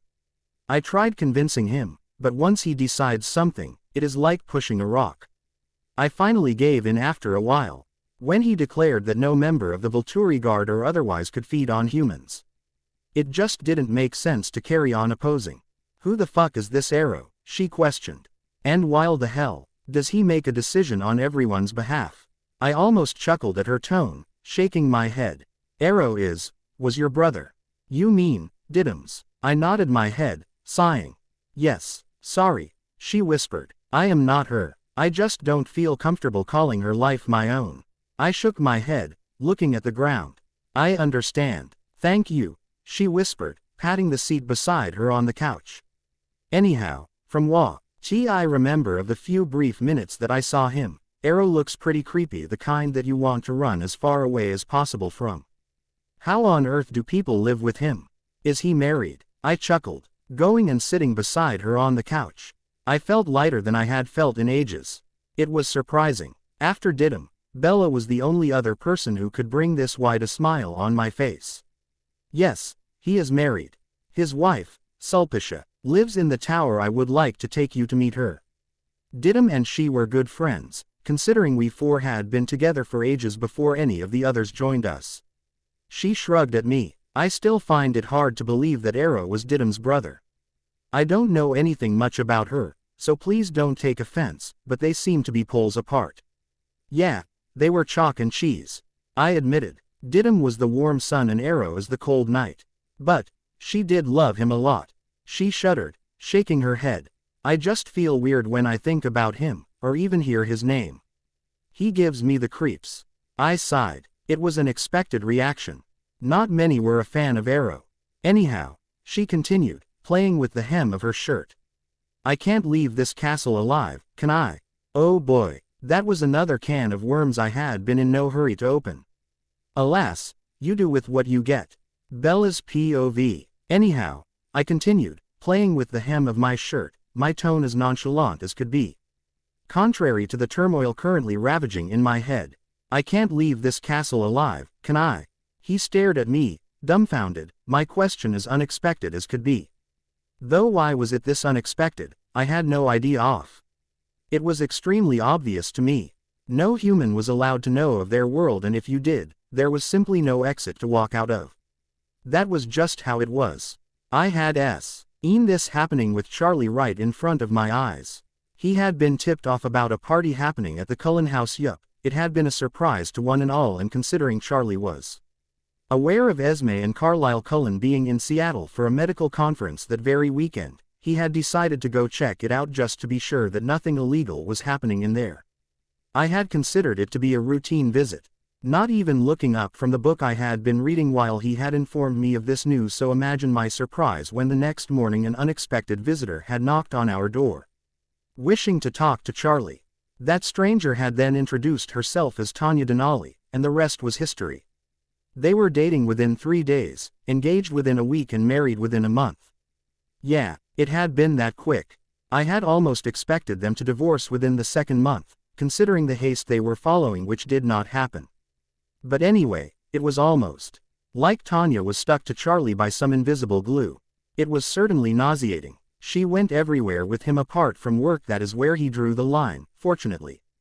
Still, she waited right at the doorstep whenever he was due to arrive from work, smothering him with kisses whenever he was in sight. I had almost felt like an unwanted peeping Tom in my very own house. Okay, so I understand new love and all. But no daughter wants to see her father almost having sex on a couch while she was in the same room, getting up and running out of the door as soon as she possibly could. It was disgusting, I repeat. He just forgot everything when she was in his presence, all other people and thoughts shifting to the back of his mind, just so very easily. Anyhow, back to the topic, I had Alwa. YS suspected that Charlie knew some secret of Tanya. I could see it in his eyes and very behavior, hence the haste in every decision they took. By the end of my 2-year stay with him, he had decided to retire. He hadn't put in his papers, but he was planning to, citing that he wanted to enjoy the rest of his life with Tanya. Also, there was always some caution in his eyes whenever Tanya and I were in the same room. Almost as if he was afraid of something unexpected happening to me. It was certainly strange, but there had been no exit once Tanya had entered his life.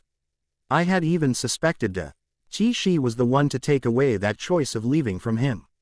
Not that he was unhappy or anything, but I always found it strange to believe that a man who had never even gone out on date in the 18 years post his divorce would readily marry an unknown woman in the span of a month of knowing her. That was just so unlike the running from anything remotely commitment-related Charlie. It was surprising, indeed. It was questionable and had grabbed my instant suspicion. Bella, Marcus's soft murmur pulled me back to the present. You okay? You were staring into nothingness. I shook my head, smiling a bit. I am okay. Sorry, I spaced out. Was just thinking something. He nodded his head, accepting my answer.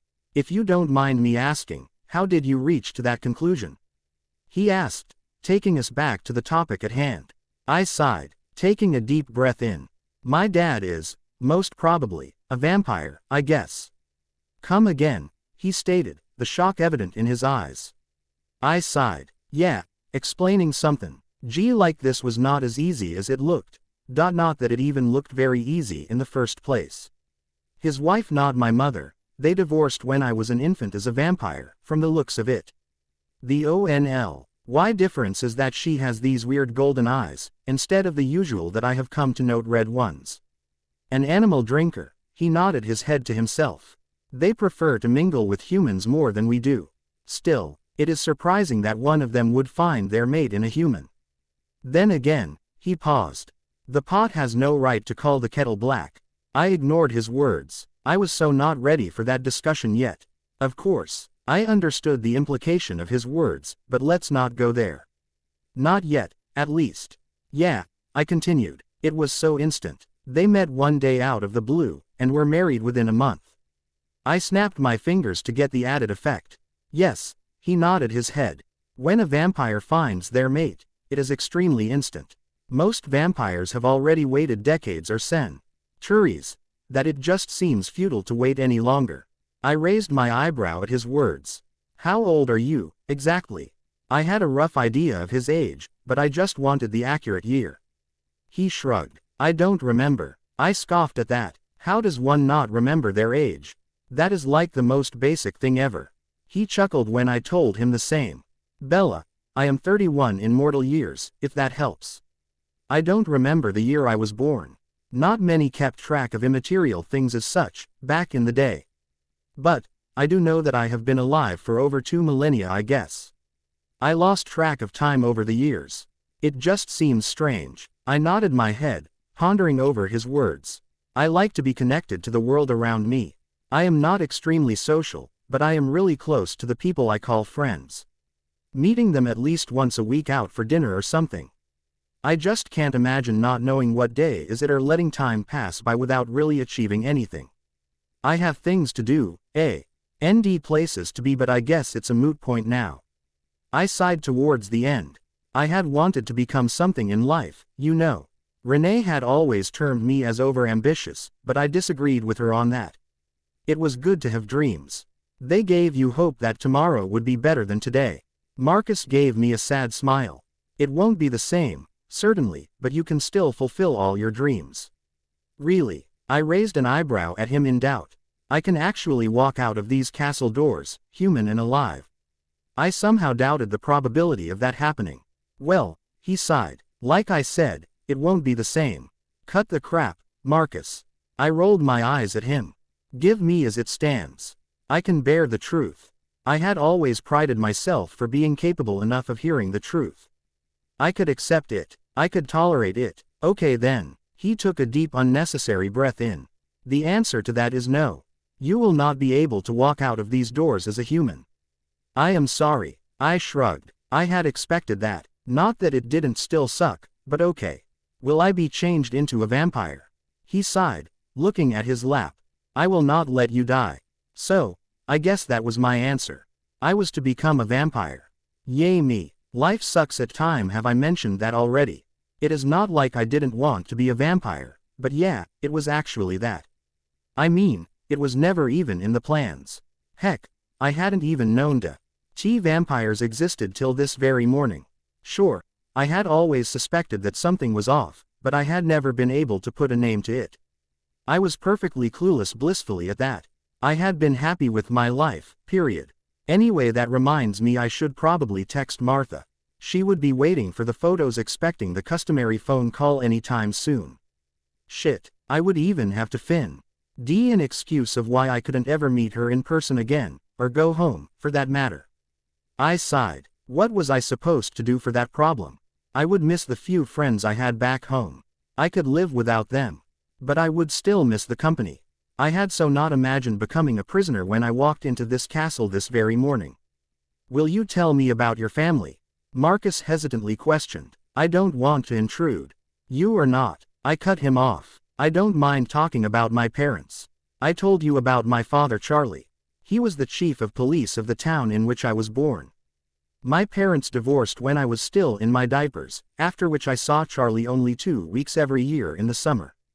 I lived with Renee, my mother, till she remarried. I then went back to live with Charlie.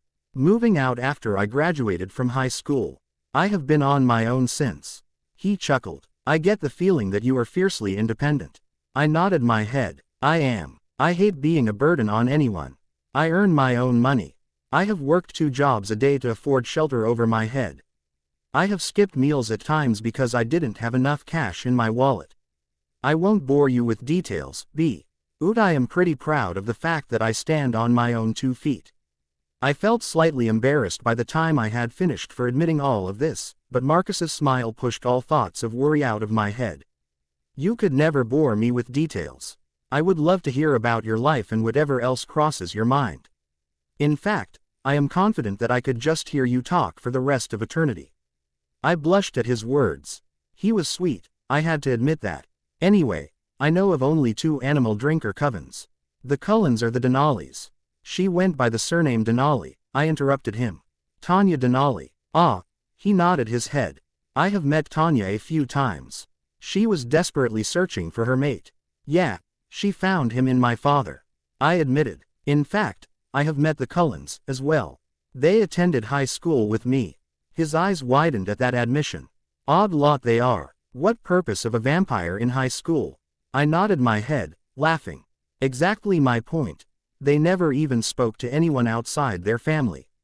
They were just there in the background, I have no idea doing what. They certainly didn't need the education in order to find a decent job. He laughed with me, shaking his head. I have not laughed like this in ages. You should, I instantly spoke up. You have such a beautiful laugh.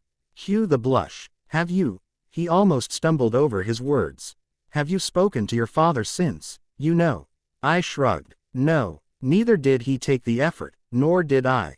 I guess I was just disappointed in the beginning to know of how quickly he could push me out of his life. Does it still upset you? He inquired. I shook my head at him. Not really. I mean, sure he was my father and all, but it wasn't like we were super close or anything. What about your mother? You talk to her often. I shook my head again. She is busy with her life, and I am busy with mine. We talk once in a while, but that is more of the, "Are you still alive?" phone call, than otherwise. Oh, he commented. Do you miss her? I shrugged. I did in the beginning. She had been my best friend growing up, you know, but not any longer. We just drifted apart, it seems. He nodded his head at that. I am still sorry for your loss. I gave him a small smile in response. Don't be. I am happy, just like my parents are happy with their life. He stared at me curiously for a second. You could still connect with your father in the future, you know. The unsaid implication being after I was changed.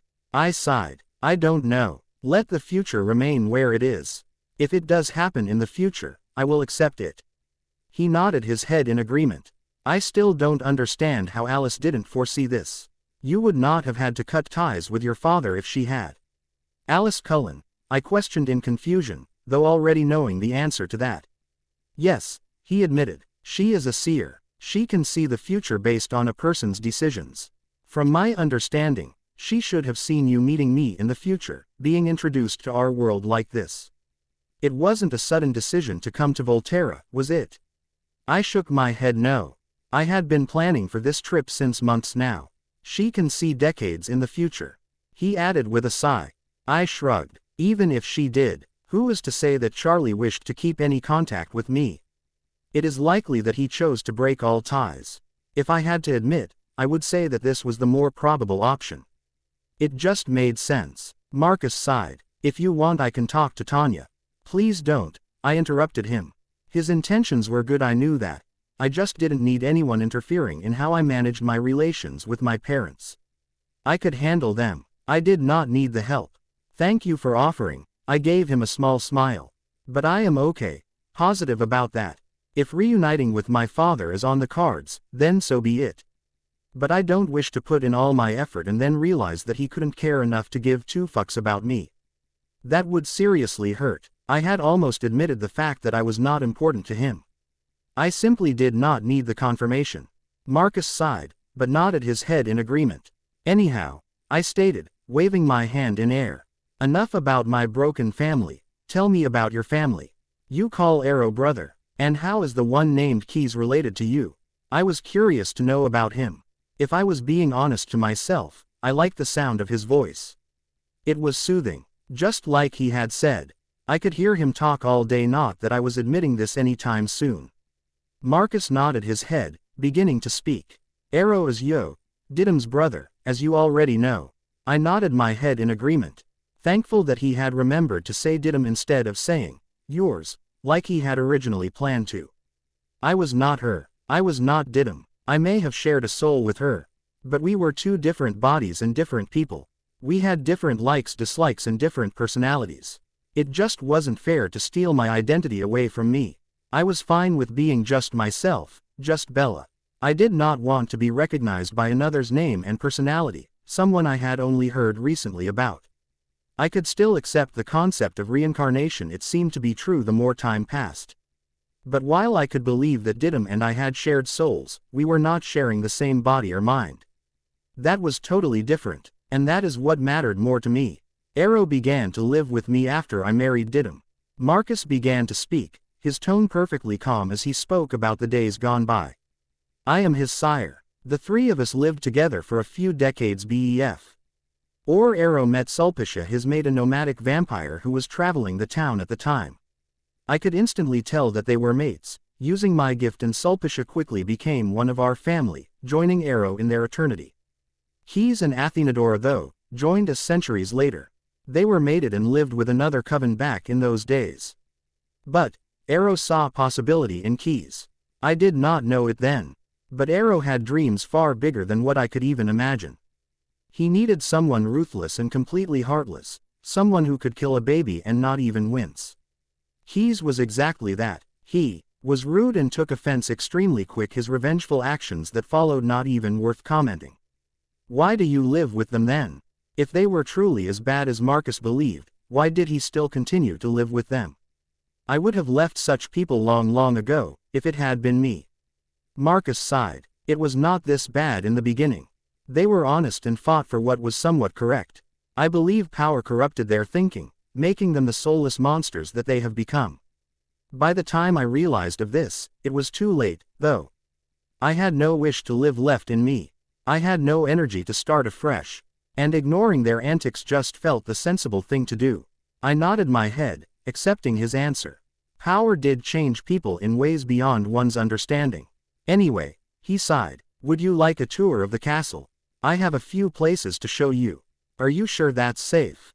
I confirmed. With so many vampires roaming around in the castle, I was definitely not aiming to become food.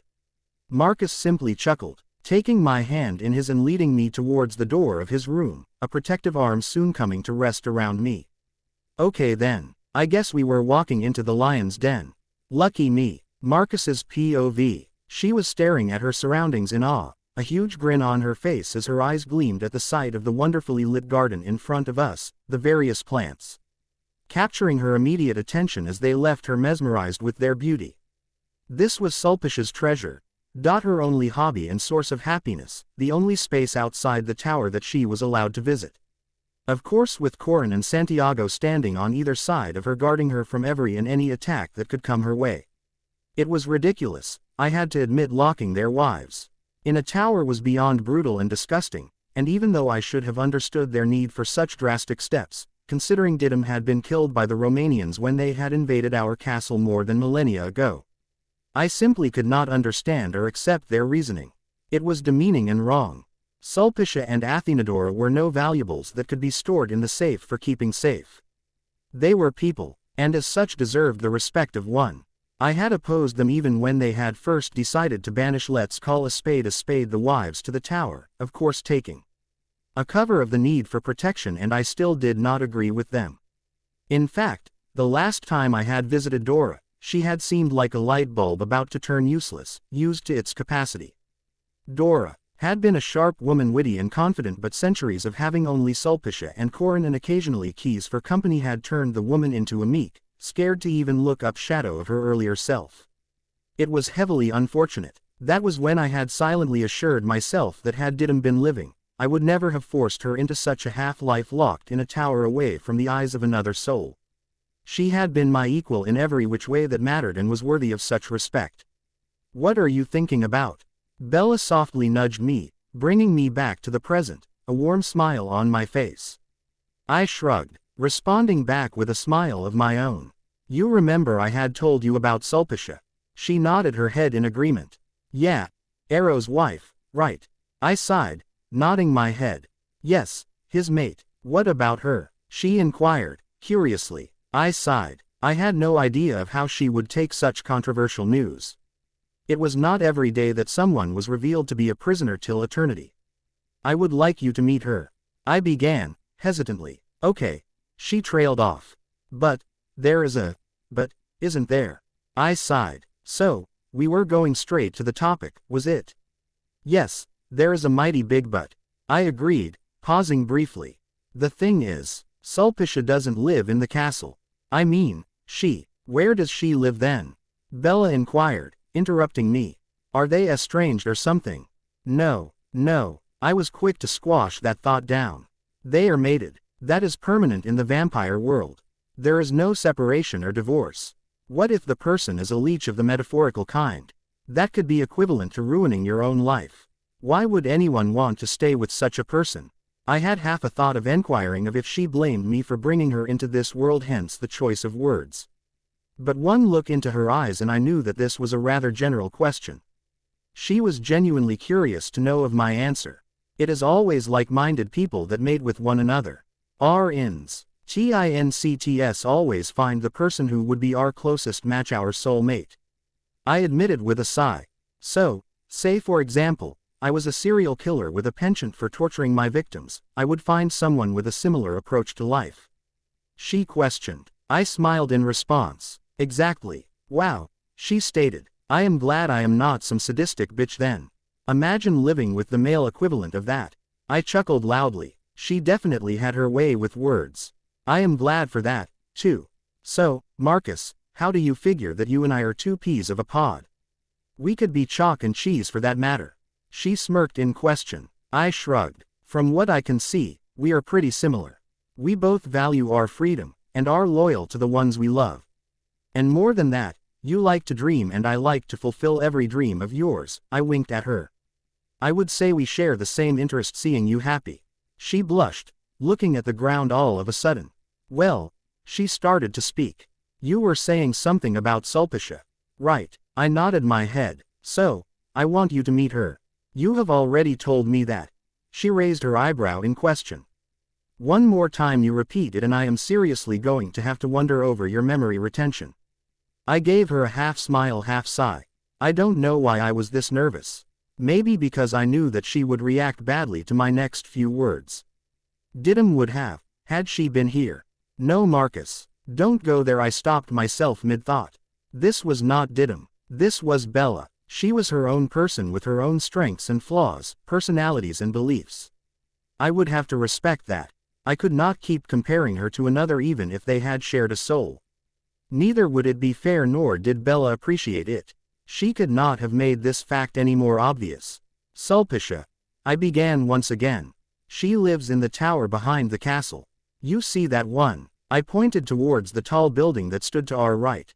It was a windowless, ugly structure with one entrance and exit from a heavily guarded passageway connecting to the castle.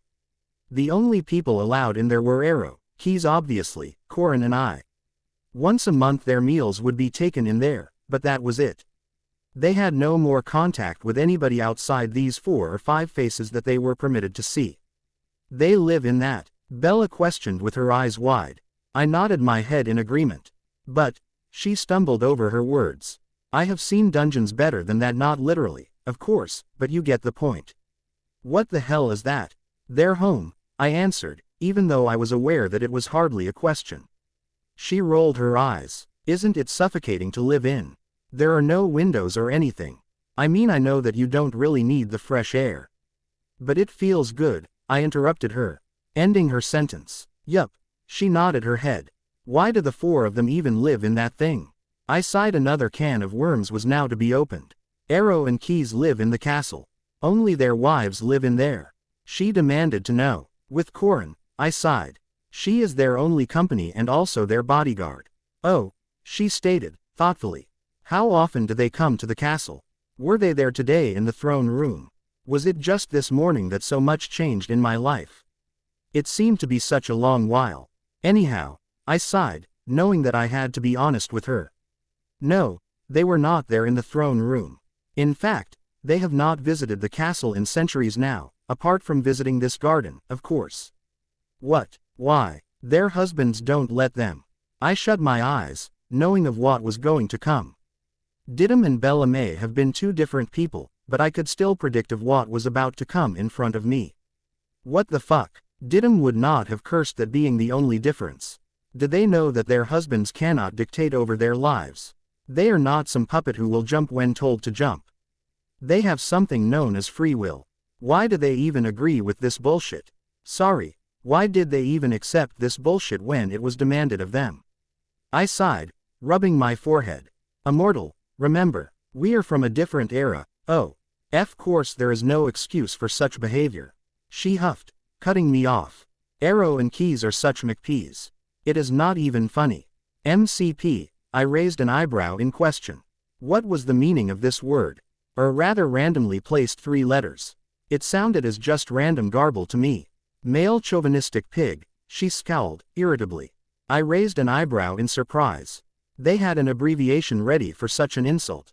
The world had surely turned into a strange place, having started the process of becoming so centuries ago. It is not only that. I sighed, continuing when I saw her raised eyebrow. They are protective of their wives, agreed. I ignored her scoff of, more like suffocatingly overprotective, continuing. The thing is, they were not originally this overenthusiastic about keeping their wives visibly away from others. In fact, Sulpicia and Dora had very much been a part of the council in the early days, but after Didim was killed, Arrow and Keys were no longer willing to take any risk with their safety. Their intentions were not completely bad in the beginning. I shut my eyes. Needless to point out, talking about Didim's death was never an easy topic for me. She was killed, Bella whispered, her eyes wide in shock and hesitance. I sighed, nodding my head. How did she die? Who killed her? She murmured, instantly adding, I am sorry, you don't need to talk about this, obviously it is a difficult topic for you. I sighed, shaking my head. I had promised to always be honest with her, and answering difficult questions was a part and parcel of that promise. She was brutally murdered by our enemies, the Romanians. They are a coven like ours. We had defeated them to gain control, only we didn't know of what was awaiting us. I frowned, the memory of that day still bright in my mind. It had been a lovely day of summer. Didim had been in our room, singing to a melody she had recently composed, dancing joyously to the sound. I had sat there, in front of her, a smile on my face as I watched her laugh and just be happy. She had been such an optimistic soul, always making the others around her happy and satisfied with life. She had frowned for a brief second, then, pausing suddenly. Her silence immediately capturing my attention. That is when I had heard it, footsteps, loud footsteps as they ran across our castle floor. Didim had followed me out, as we went to research over whom this visitor was. Entering a battlefield as soon as we took one step out of our room. In hindsight, I often wondered if Didim would have survived that night had I forced her to stay in the room that dreadful day. But of course, I have only questions and no answers to provide them with. Anyhow, it had been a massacre the minute we had walked out. The Romanians, 7 of them, led by their leader Boris, had attacked our castle. Challenging the 6 of us, Arrow, Sulpicia, Didi and I, and Keys and Dora, who had come to visit us but were not yet a part of the Volturi coven. It had been an equal fight to begin with. But what neither of us had been expecting was for one of theirs to have a gift. Arrow and I had gifts, indeed, but they were almost useless against an opponent. That vampire's power had been unlike us. It had been horrifying. He could create fog from the power of his mind, causing his opponent to get lost in the created fog. It was a dangerous power, and we had been quick to succumb. A massive fog had surrounded the then equivalent of the throne room, and by the time it had vanished, Didim and Arrow were both nowhere to find. I had quickly ended the overexceeded existence of whomsoever came in front of me. From there's a new surge of power running through my bones, including Boris, running through the castle to find my Didim. And I had found her all right. A purple fire lit in the middle of the room. She had been killed. She had been brutally murdered. Arrow had been standing there, a painful expression on his face. I am sorry, brother. I tried to save her. He was quick. Please forgive me. I had shaken my head at him. He had lost his sister, his family. He was hardly to blame. I had almost contemplated to jump in the fire myself, but one arm on the shoulder by Arrow had kept me from going through. My wife had died. My mate had died, and so had my will to live. I looked up. Having finished the sordid tale, Bella's eyes wet with tears as she stared at me. I am so sorry. I shook my head at her, managing to give her a small smile in return. It has been a while. She nodded her head. What happened to the rest of the Romanians? I sighed. All were killed but two, their weakest two. Arrow purposely let them go alive. They were hardly a threat. She accepted my answer, growing silent for a few brief minutes. Something doesn't add up, she muttered more to herself than to me. What doesn't? I asked in confusion. She sighed. I just get a bad feeling about this. I don't know. I can't recollect anything as such, if recollect is even the correct word for it. It is just that, she sighed, letting her sentence trail off. I narrowed my eyes in confusion and curiosity. A bad feeling, as in? She sighed. It just seems off. Anyway, it is probably nothing. So, Arrow and Keys went sort of crazy after Didym was killed. Yeah, I agreed with her. More so because she was killed while in the very castle. They were not willing to take any such risk again. The Romanians are not our only enemies, you know. How many enemies do you have? She asked. I sighed. The number is much more than I would have preferred. Majorly, only the Romanians, but there are many nomads and small covens who dislike the fact that we rule. They are not powerful enough to be a threat though. She nodded her head, accepting my answer. Let's continue with the tour, I suggested, her smiling face being her only response. I led her out of the gardens, proceeding towards the library and activity room, the latter holding the supplies for painting and sculpting, passing by the training room without even bothering to stop. I could sense that a few of the elite guard were in there, training at the moment, and introducing Bella to them was probably last on my agenda. Either way, the training room was not a place. Ace for the faint-hearted. Until I wasn't assured of Bella's acceptance of the supernatural world, I would rather not she see it. Marcus, Bella whispered, looking to the ground in nervousness. I raised an eyebrow in question, waiting for her to continue. I am your mate, right? She questioned, her eyes unmoving as they stared at the ground, her feet though not stopping for even a brief second. I stated, confidently, yes. A nod. That was all her answer, followed by minutes of silence. Will you? She paused, almost as if she were gathering the strength that lay in her. Will you too, lock me in the tower? No, I instantly shouted, her cowering back in fear bringing me back to my senses. Of course not, I said softly, my eyes apologizing for my rude tone. I placed a caressing hand over her arm, soothingly rubbing through it. I could never even dream of doing that to you. You mean way too much to me to treat you like a valuable. She took a sigh of relief, visibly relieved. I know that you don't know the first thing about me. I began to speak. But trust me, I value you too much to even consider messing anything up. I could never even think of hurting you or causing you pain.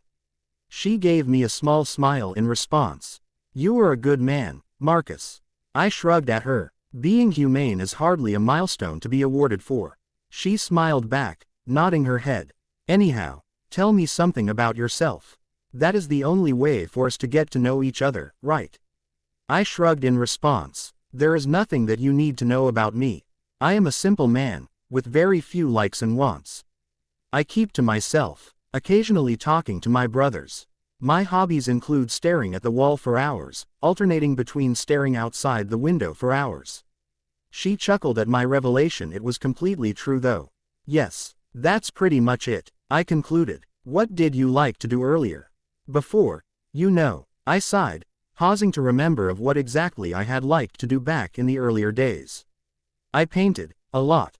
I often read and wrote. Occasionally, I tried my hand at translating works and even know how to knit, having specifically learned it. What did you paint? She inquired. Scenery, abstract art, fantasy, people, I answered, interrupting her. You painted people. Her eyes were wide in question. They were more like portraits, I sighed. I can show you if you want. Yes please, She was quick to accept my offer. Where do we need to go? Her eyes were bright with newfound excitement. I could live and die for this happiness. In my old room, I shifted it all out there. She nodded her head, letting me lead her towards the massive-sized room in one corner of the castle. Bella's POV. Wow, I spoke, awe evident in my tone. This is something. And it really was. Marcus had not been kidding when he said that he was an artist. He was an amazing one, his portraits unlike any I had ever seen before. Marcus smiled a small smile, shrugging lightly, not willing to believe how good he was at this. Seriously, I grinned, turning once again to look at the portrait in my hand. It was of Didymus, as were all of them, and I would be lying if I stated that I wasn't a tad bit jealous of this fact. It was obvious of how much he loved her, but I was reassured by the look in his eyes as he met mine. I was not his second option. I could see the adoration, love and respect clear in his eyes. Sure, it was slightly frightening, but it was also warming my heart. Yeah, I was definitely confused at the moment. I just couldn't clear tell of what exactly was on my mind. I liked Marcus. It was almost impossible not to like him. But I had hardly known him since a day which had instant alarm bells ringing in my head, for it is not normal to be attached to someone this quick. But he did not seem harmful or the creepy kind who would end up stalking me if rejected. Anyhow, this turmoil in me was pretty much instant and too quick to even give a rational thought, and so, as any sane person in the situation would do, I put it in the back of my mind and completely forgot about it. If it could be dealt with at a later time, I would gladly select that option. Yeah, that just seemed the most convenient option at the moment. What's next? Calling up Renee and sobbing my heart out. Though that didn't seem that bad an option at the moment. If nothing else, she could always talk about her recent short-term obsession, hobby, and give me a much-needed distraction. Yeah, that seemed much too good an option at the moment. I needed that useless break, trust me on this. Anyhow, I turned back to look at Didymus's portrait. She was beautiful, had to admit that, in a regal kind of way. She looked royal, her stance that of a dignified, elegant monarch. Her clothes and even her smile, it was almost intimidating. She looked the kind of woman that any man would be proud to have by his side, especially the king of his kind. Her black hair was long and shiny and her face unmarred of any line or flaw. She looked perfect, especially that perfectly formed grin that adorned her face.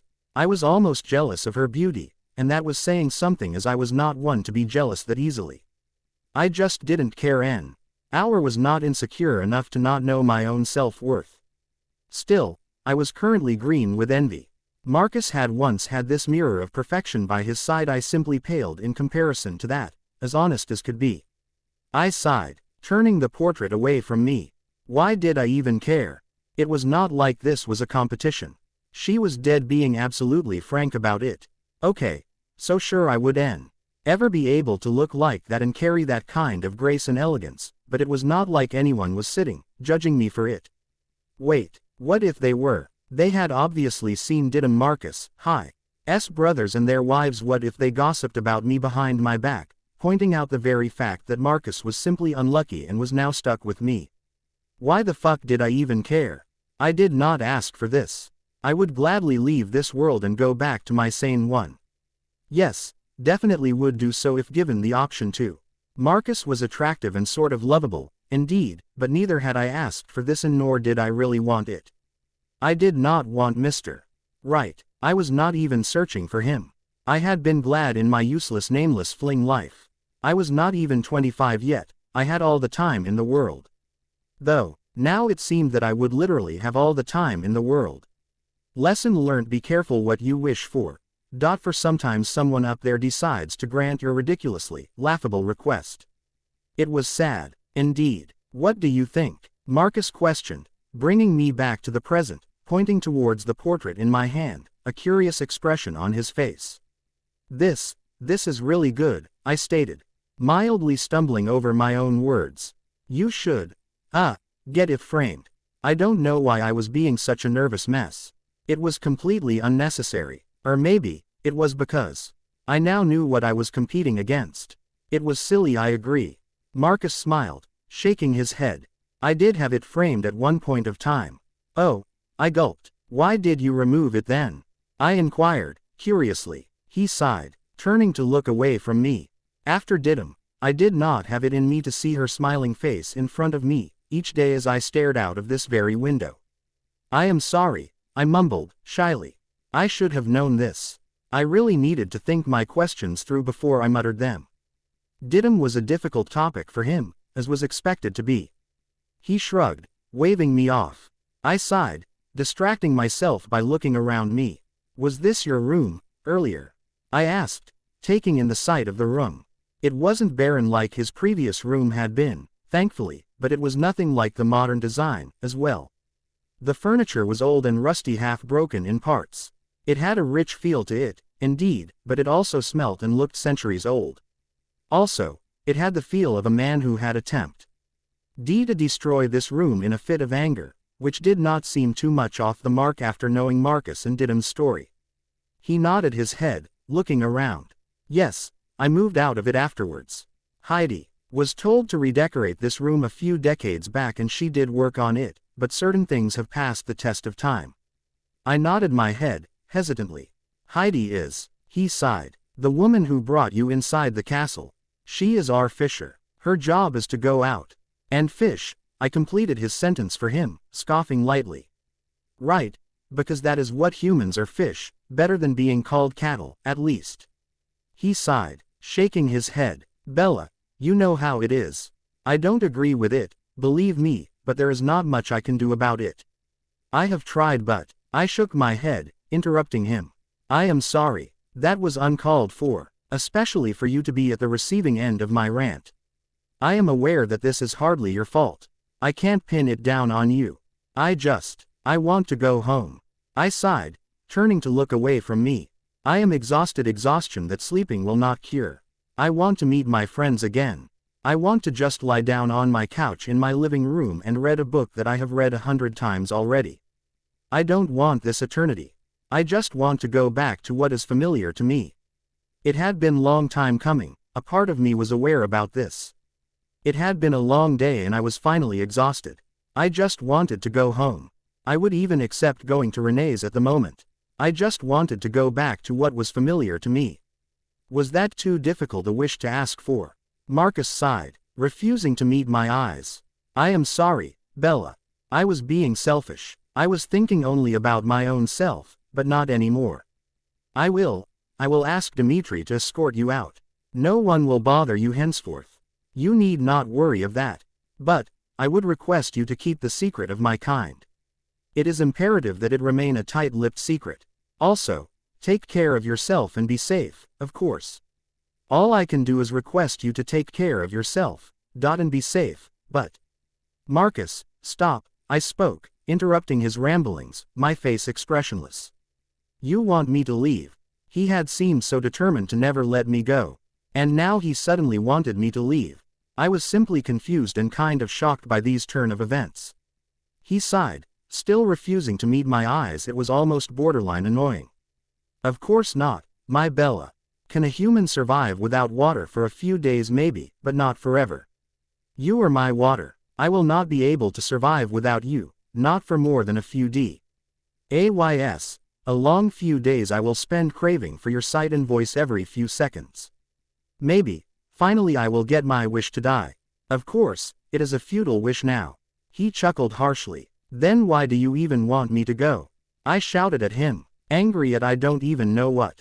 Did he want me to leave? Why did he want me to leave? I thought I was his mate. I thought I was his forever. I thought that we were never supposed to be separated. A part of me was well aware that I was being ridiculous, that I was making a mountain out of a molehill, but I was just so tired and confused at the moment. I wanted to cry. I felt like crying. And so, I did. I am just so confused right now, I said through the few tears leaking down my eyes. I want to go home, but I don't want to leave you. It is crazy, I hardly know you. I don't like change. I am scared of change. The last time I saw some sort of change, my dad abandoned me, and before that when I saw change, my mom no longer wanted to play mom. She wanted to be free. She wanted to live the life of a young woman with no baggage or anything to pull her down. I was a burden to her, and she did not want me. Of course she never said it outright, but I could see it in her eyes when Phil was around. Flirting with her like they were both in their 20s. I was pulling her down. I was unwanted, and then even Charlie did not want me. He was relieved to get rid of me. I just want to go back home. Soon even you will realize that I am just a waste of time and will gladly throw me aside. I can't wait for that day to come. Shish. Marcus took me in his arms, letting me sob as I leaned into his chest. I was exhausted. I wanted to go home. That day will never come. He took my head in his hands, making me meet his eyes, a decision taken evident in them. I will never, ever, wish to get rid of you. You are my mate. You are the love of my eternity. I cannot survive without you. I don't want to survive without you. My life, without you in it, would be a half-life, indeed. I don't want you to leave. I would never want you to leave. Please don't leave me. He looked so vulnerable in the moment, so young, so inexperienced. I am sorry, I stated. I am simply overburdening you. He shook his head, cutting me off. Never apologize to me for telling me what is on your mind. I am not like your parents, Bella. I will not abandon you. I cannot abandon you. I don't want to abandon you, not today and not millennia from today. Your parents did wrong to you, and it is their loss. They lost a daughter like you. Please don't make me pay for their mistakes. I am not like them. I nodded my head, hesitantly. I want to sleep. I was just so drained out emotionally and physically. He nodded his head, taking my hand in his as he rubbed circles on my palm. I will take you back to your room. The rest of the tour can wait. My room? I questioned, surprised. He shrugged. You are my mate. You can have whatever you wish for and it will be fulfilled. I gave him a slight nod. Too defeated to even begin an argument at the moment. He led me by the hand, walking towards a corridor I had never been to before. I shut my eyes, leaning into him, a sigh leaving my mouth. I'd not even have it in me to open my eyes and look at what was around me. I just didn't care at the moment. I trusted Marcus enough to know that I was safe, no matter the fact that I was surrounded by the very creatures I dreaded in their very home, at that. Yay, I just wanted to sleep, hopefully waking up and realizing that this was all a massive-sized nightmare I had had before I left for Volterra, Italy. And then, I would cancel my flight and throw a party for my friends. Not that I really liked partying or anything, I just wanted some resemblance to normal back in my life. It was very much needed. Anyhow, a person can always hope, can't they?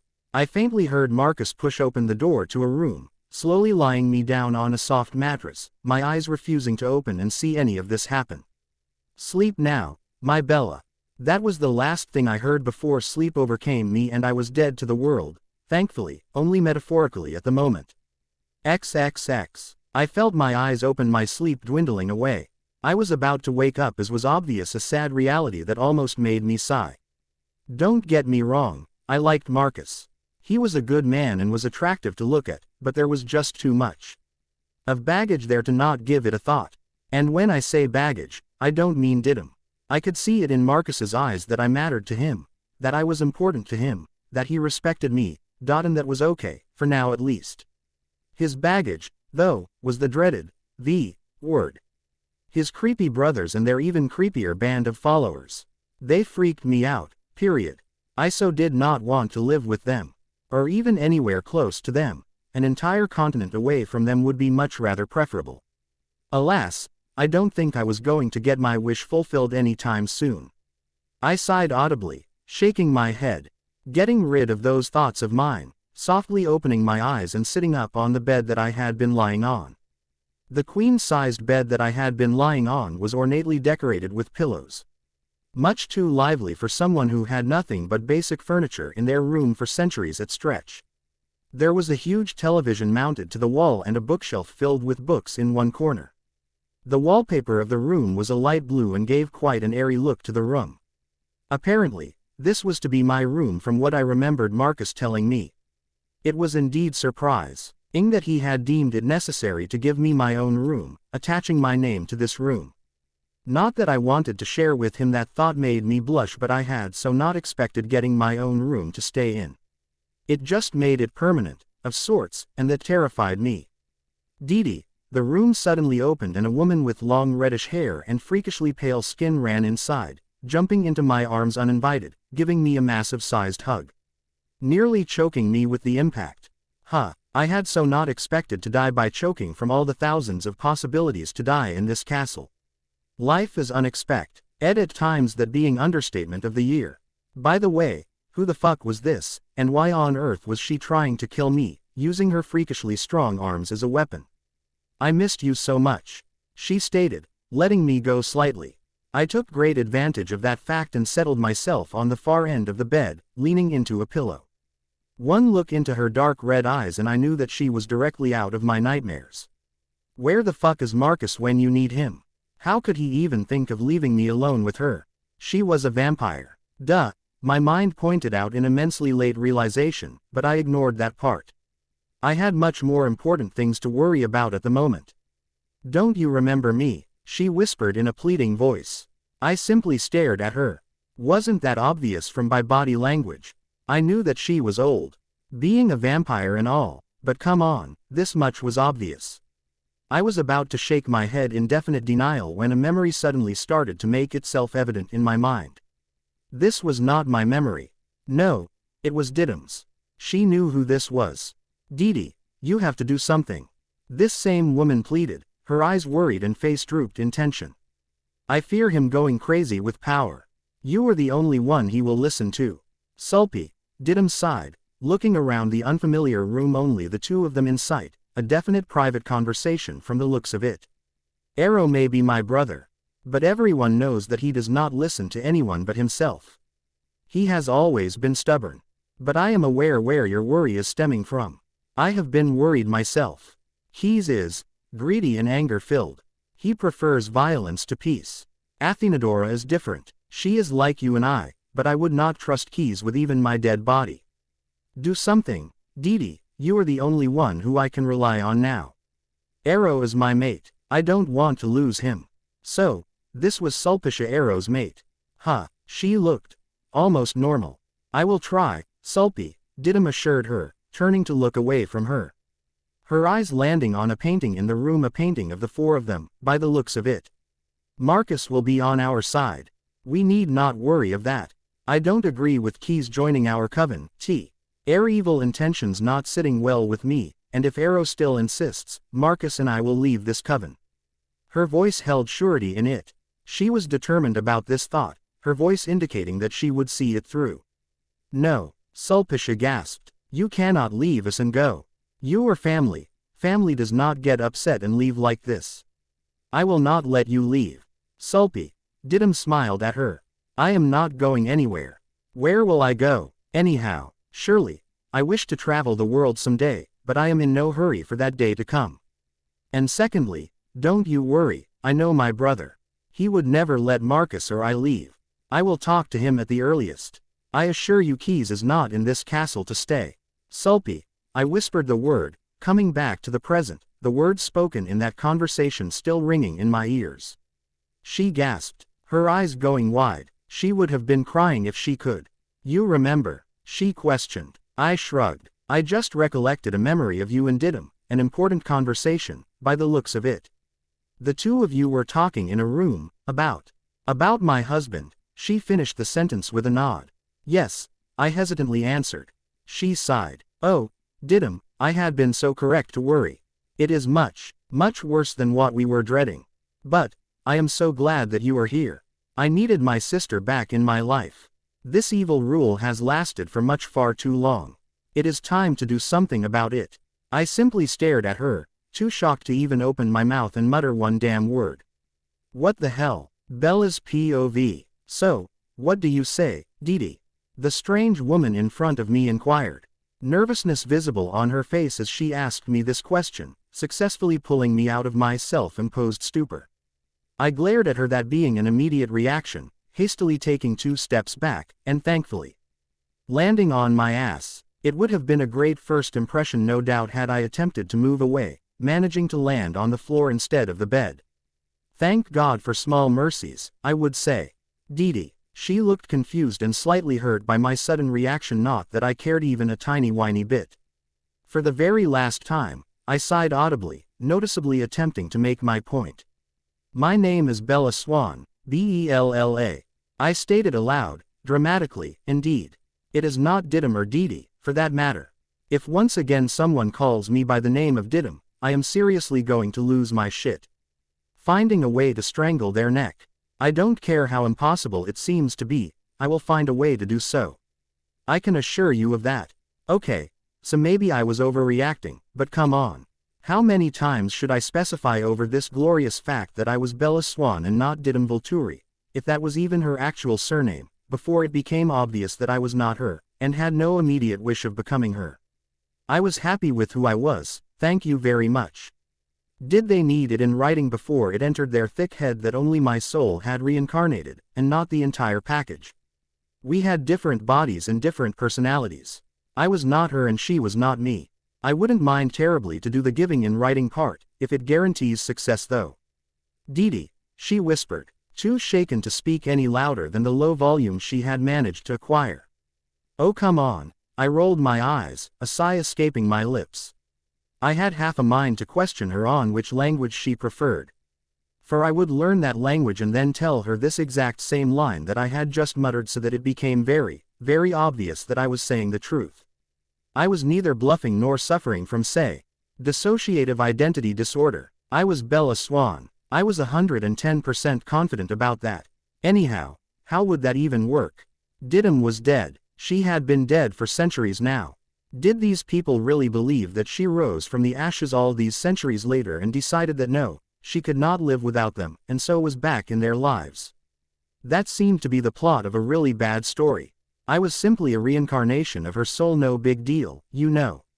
Say for example, if Marcus hadn't recognized the maid bond in the throne room, maybe my soul would have once again retired back to where it came from, without making anyone any wiser about it sharing some mysterious connection with a woman who lived more than millennia ago.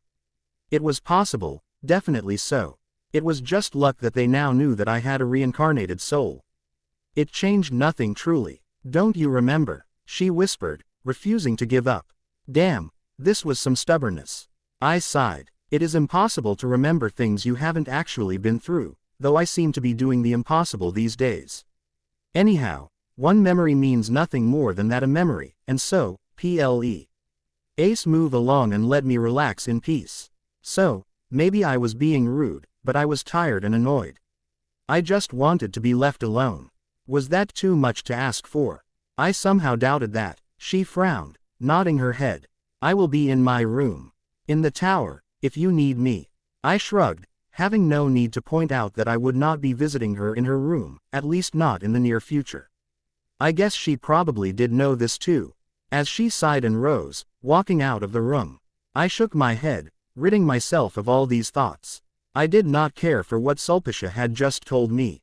I was curious, I wouldn't deny that. But this was definitely not my headache. I was not Didim, and I was definitely not here to take revenge on her behalf. Her life and decisions was exactly that, hers.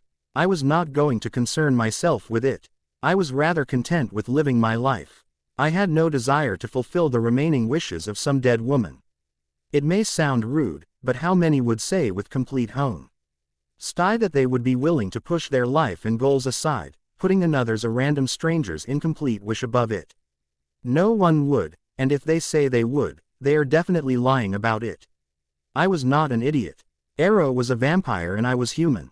I could not defeat him, or help in defeating him from what I assumed Sulpicia meant for me to do. I would have to become a vampire to do so. And what was the guarantee that I could defeat him, if we were to fight? It could simply end with me losing my life, however vampires were supposed to lose theirs. Was I ready to sacrifice myself for the ridiculously hasty promise of another? No, no way. I was selfish, I agree. Didim had promised Sulpicia to stop Arrow from becoming this power-hungry maniac that he had become, and she was dead. The matter was over, and I was definitely not about to open it again.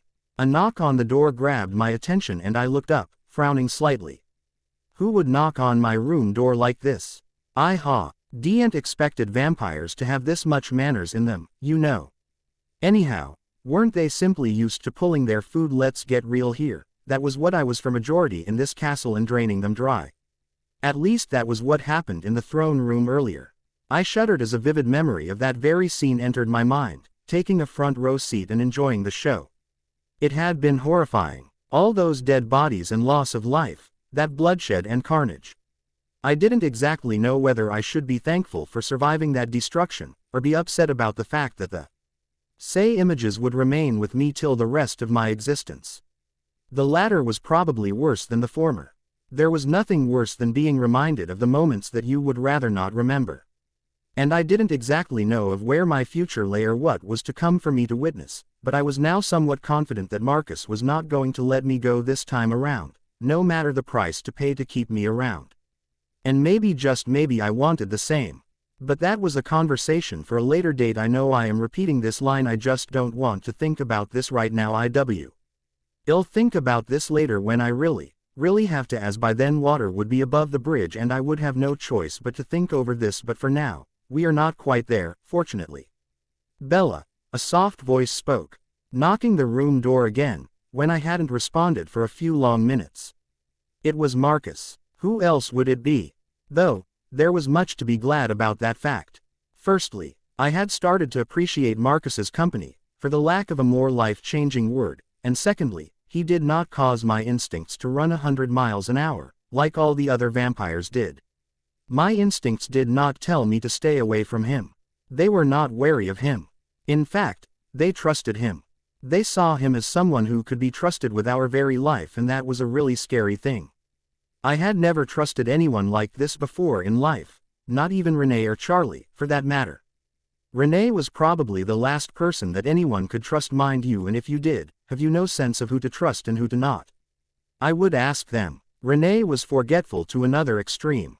I could still remember the time when she forgot me in Disneyland and went back home suddenly realizing that I was missing when she couldn't find her favorite t-shirt and wanted me to find it for her. Yup, that is when she realized of it. I don't even know if the correct word would be to term her self-centered, or to let it remain as slightly lost in her own world. Anyhow, by the time she had realized this mistake, she refused to call it a blunder. An older helpful tourist couple had been about to drop me home, and I was not even 6 at that time. Still, I knew everything from my address to how exactly to reach there. I had to, or else I would never have survived till the age of 18. I had to trust myself. I had to make my own decisions. I had no choice but to. I had to take decisions such as, did we need the money for our electricity bill for the month, or could we splurge it on new ballet shoes for me? The former obviously taking precedence. Renee just did not have it in her to care. She was a free spirit, her thinking capacity starting and ending at her, and so I had never learned to trust her. With Charlie, it was slightly different. He was mature. He was an adult and behaved like one. He did not need someone to manage his books for him. He could do so on his own. He did not need relationship advice, or to hear it from someone that the person they were dating was complete shit and it was totally better to dump them than to keep hope in mind. Though in hindsight, I wish I had told him this before he married that witch reincarnation. Anyhow, there is not much that can be done about spilt milk, and Tanya had him under the spell since he met her eyes for the very first time, sadly. So, coming back to the point, Charlie did not need me around. He did not need me to keep him alive and away from ending without a home. He could look after himself. He was the police chief of that small town. In fact, people trusted him with their very lives, and he made sure to take good care of their lives. I could have learned to trust him, I believe, if only he had given me enough time to do so. I needed time. I was not one of those who trusted easily. I had never learned to be one of those, my childhood forming that base for me. If only Charlie had given me that time to trust him. If only Tanya had not entered his life that soon after I walked into it. Maybe I would have shared a good relationship with him. Maybe he wouldn't have cut me like this from his life. No. That I wanted nothing to do with him or his wife, which wasn't completely true. I just didn't trust him enough to disclose my fears, and just leaving everything and going away seemed to be the more sensible option at the moment. Maybe there was just so many maybes here for me to ponder over. Bella, you are scaring me now. Marcus sighed from outside the door, bringing me back to reality. I am going to break the door if you don't. You can enter without breaking it, you know, or have you no idea of that? I smiled, my smile going wider when he pushed open the room door and entered, a frown on that handsome face of his. Damn, I needed to keep watch over my emotions. I had known him for less than 24 hours and I was already talking like one of those lovesick fools I had promised myself never to become like. Why didn't you open the door? He questioned, folding his arms over his torso, waiting for me to speak. I shrugged in perfect nonchalance. The door was open. You could have easily entered. He frowned, refusing to meet my eyes, literally looking everywhere but at me. I am confused here. I spoke when he still wouldn't look at me, silence enveloping the room. Wait, was he embarrassed? If yes, of what? Why are you behaving like this? I thought it was obvious that you could smell that I was inside and so would enter without waiting for my permission, so as to say.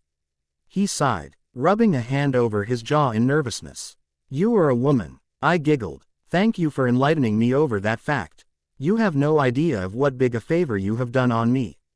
He smiled. I had a feeling that he would be blushing if he could. I meant I can't enter your room unless you specifically mention that you are comfortable with me doing so. Says who? I frowned, confused. And I do remember you entering this room a while back when you put me to sleep.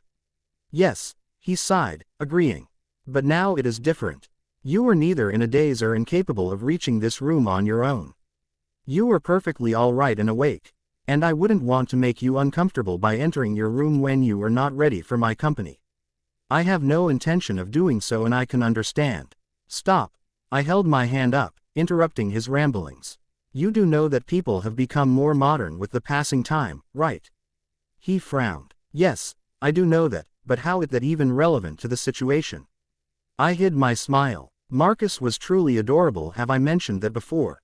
I don't know about others, but you don't need to wait for express permission when you want to enter my room. Honestly, I doubt anyone waits for it these days. Knock. I wouldn't say no for that, but no need to wait till I reply, just enter. If I don't want you coming in, I will make sure to say so. But, he looked confused by my words. Are you sure? If you don't prefer me waiting outside, I can always ask Heidi or Chelsea to ask you prior to when I want to visit, if you would be comfortable with me visiting. Please don't. I stared at him. Was he serious? Did he have no idea of how mannerless humans had turned to become? Heck, most people did not even knock these days. They just simply walked in like they owned the very place. He sighed, looking even more confused. Marcus, trust me. I stared at him, my eyes wide. I don't need the notice period. Are you to wait outside my door till I spoke up and told you to specifically enter? I know there is nothing wrong in the latter, but I often tend to get lost in my own thoughts and I wouldn't want you to keep waiting outside. I will make sure to tell you if I am uncomfortable with something. He looked doubtful, but nodded his head, accepting my words. Tell me something, I began, a smile on my face. Were you this formal with Didim? I am sorry, I am assuming you have not been with anyone since she. He sighed. You would not be wrong in assuming so. Wow, I muttered, more to myself than to him. That was a really long time to take a vow of abstinence, more than millennia. Wow again. Anyhow, he frowned. Things were different back then. People were more formal when it came to mingling with another. Women kept to themselves. It was not like how it is today. Time changed, I know, but in this castle, we kept to following the same rules as before. Seems pretty sad, I admitted with a nod. Of course, I was no stranger to how we had moved from manners to mannerless over time. But still, this seemed a bit too much for me to digest. Though I am definitely glad that Marcus was not one of those creeps who entered my room while I was sleeping and watched me sleep. Yup. Defy. Nightly glad that Marcus kept to his old-fashioned views, paying no heed to the passing time. Anyhow, I shrugged. What the fuck was Sulpicia doing in my room a while back? I wanted answers, and I wanted them now. Does this, wait to enter rule, not apply to her? I would have said no had she asked. Duh. He gave me a sheepish glance. I was not aware that she would run in this manner when told of you. You told her about me. Obviously, she had referred to me as Didim, hadn't she? He gave me a small smile, the smile probably a deer gave when it looked at the lion in front of him, waiting to pounce upon him. You had always been close with her. I mean, Didim had. he corrected when he saw the expression of anger as it crossed my face. I thought she would be interested in knowing about Didym's soul being reincarnated. And she came running here when told of it? I inquired, a dangerous nod accompanying my words. He sighed. Yes. She did not wait for me to explain anything further, before I was stopped in the way by Corin, who I had a hard time convincing that no, I was not planning to kill Sulpicia, and my intentions were as pure as anything. I felt like I was running a mutiny when I helped Sulpicia get out of the tower. He chuckled, but I had no intention of joining him in his laughter. It may be childish, but I still felt that he should have informed me about him planning to tell Sulpicia all of this. I should have known that someone apart from him and me would be privy to the knowledge of this reincarnation theory of ours. And more than that, I did not trust Sulpicia, not at all. I should have been asked if I was comfortable with her knowing something this big about me or not. Who else knows about this? I asked, my tone that of a no-nonsense one. He gave me a confused glance. No one apart from Sulpicia now. I nodded my head. I would prefer if you inform me the next time you plan to tell someone. Bella. He raised an eyebrow in question, realizing my discomfort on the subject. I shrugged. It made me uncomfortable. Marcus. She pounced upon me and it took me by surprise. I could not help but be afraid for a few brief seconds there. I believe that could have been avoided had I known of her knowing. He sighed audibly. I am sorry, Bella. I will keep in mind this. I thought she would be happy to know, but I agree that I should have thought about your feelings as well. I gave him a small smile, silently telling him that I was not angry at him. I was just probably disappointed that he did not bother telling me all of this before he decided to disclose our secret to someone else. He gave me a brief nod. What did you even talk about? I sighed, pondering over whether I should tell him the truth or not, but that decision was made for me when a loud bang reverberated through the room. The source of it being the knock on my door. Open the door, brother. I know she is in there. I can scent her presence. I can't believe you hid this from me, but now I know the truth. Shit, it was Arrow. Bella's POV. Open the door, brother. I know she is in there. I can scent her presence. I can't believe you hid this from me, but now I know the truth. Shit, it was Arrow. I turned to look at Marcus. A frown on my face and worry evident in my eyes. What unexpected twist in the tale was this now? What was Arrow doing here? Who invited him? And more importantly, where could I find this pay? RSON who invited him so that he can be shot dead in the head. That was of utmost necessary, you know. Marcus sighed audibly, his hand coming to intertwine in me, for the purpose of offering him or me support, I did not know. But still it felt good, I had to admit that. We will have to admit to the truth. Marcus whispered to me, shaking his head and letting loose an unneeded breath. What? No, that was so not needed, or wanted. It was not supposed to happen this way. I did not trust Arrow, not at all, not even a tiny bit the size of a small boat stuck in the middle of the Pacific Ocean. Needless to point out, I would rather trust my proclaimed enemy than tell Arrow any of my secrets. Heck, I would rather blurt out all my secrets to Tanya the obvious snake than be in this situation. So maybe, I needed to tone down on the hatred that I felt for my stepmother. Yuck, I almost spat in my mouth on that forced acceptance. But seriously, have you even looked at her? She is just so damn fake, smiling widely when she was uncomfortable. The more uncomfortable she is, the wider her smile. In fact, by the end of my stay with the two of them, I had started to treat this as a game, checking to see how very uncomfortable I could make Tanya, the assessment being done through how wide her smile was. Yeah, so maybe I was a horrible stepdaughter for treating her so. But, in my defense. Wait, let me think. Yeah, I have nothing to state in my defense. It was fun, which is all I can say. Anyhow, I can never forget the time when she walked into my room a week after she married Daddy Dearest, Street. Aiding to me proudly that I now had a mother in her and could go to her with any and every problem of mine. Okay, so I could appreciate the gesture. She simply wanted to extend that olive branch, but come on. She looked 20 and I was 18. Do you really expect me to not laugh out loud at her words? I had sobered up though, when I realized how damn wide her smile was. And if that conversation was not punishment enough, Charlie had scowled at me for a week straight every time I came in front of him. Yeah. So, anyway, coming back to the topic at hand, I really did not trust Arrow. I really did not want him to know any of my secrets, all of them being a far throw away. But it did not seem like I had much of an option in the matter. Ready or not, Arrow was here, banging on my front door like it was his damn home, and he could break whatever furniture he deemed unnecessary, without even blinking an eyelid, which in hindsight, was absolutely true. This was his home. I was the guest here, unwanted and unneeded. The feeling was completely mutual, though. Don't worry, Marcus pulled me out of my thoughts. We can handle this. Sooner or later, this was going to happen, either way. I sighed, meeting his eyes. But, this soon? He shrugged it off. Unexpected indeed, but we now have no choice but to deal with the consequences.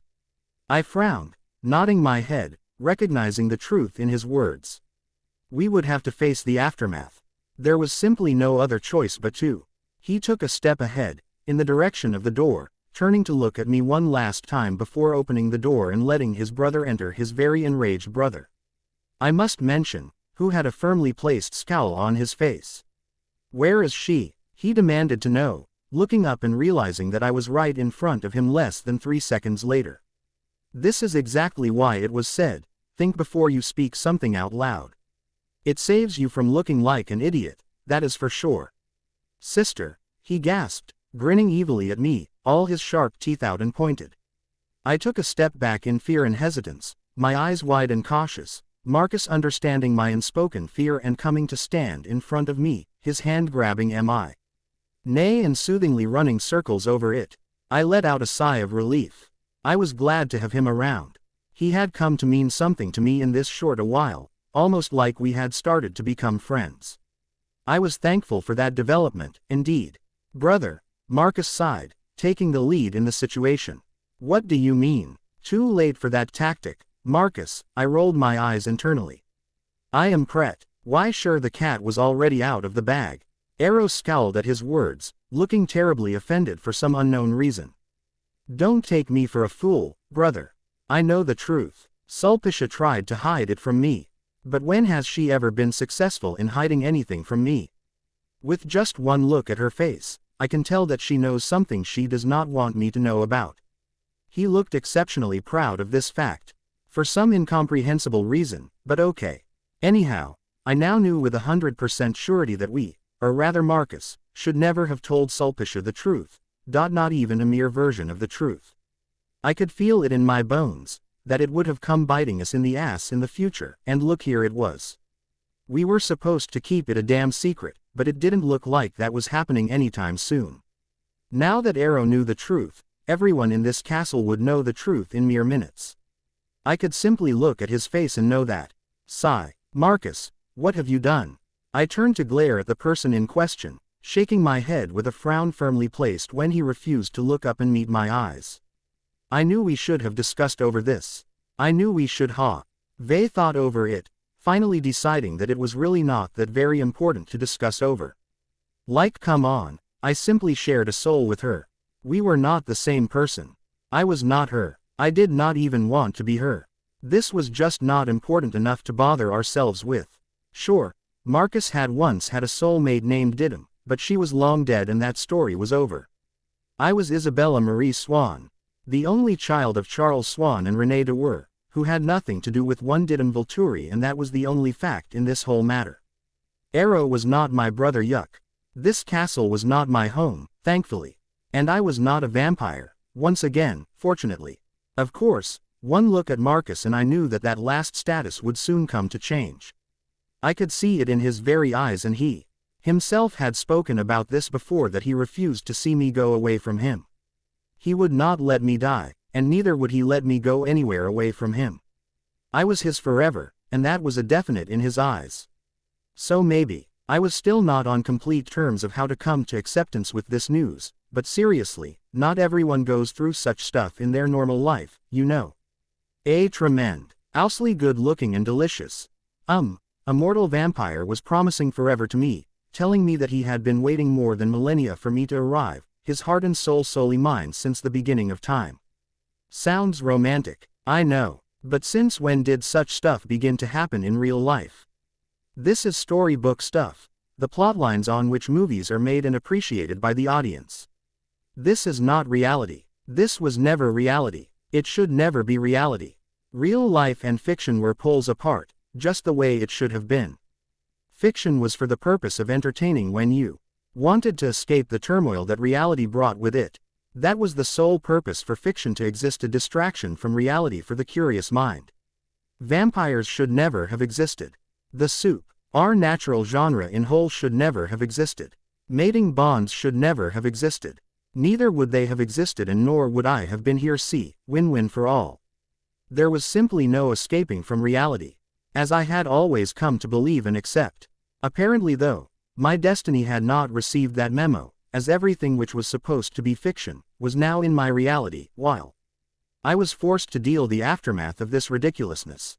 I almost wondered if I was the lead character of some novel, stuck in this world of supernatural. It would make sense if I were, you know. The amount of twists and turns that my life was suddenly taking, it seemed fit to fill a page of a notebook.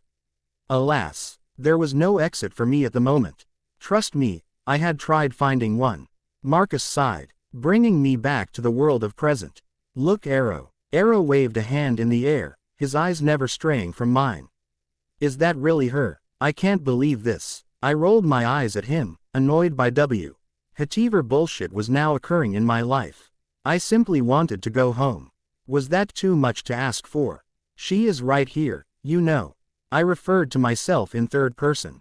And to answer your question, yes, I am Bella Swan, a nomad of sorts. Working for a travel magazine and residing in the United States of America.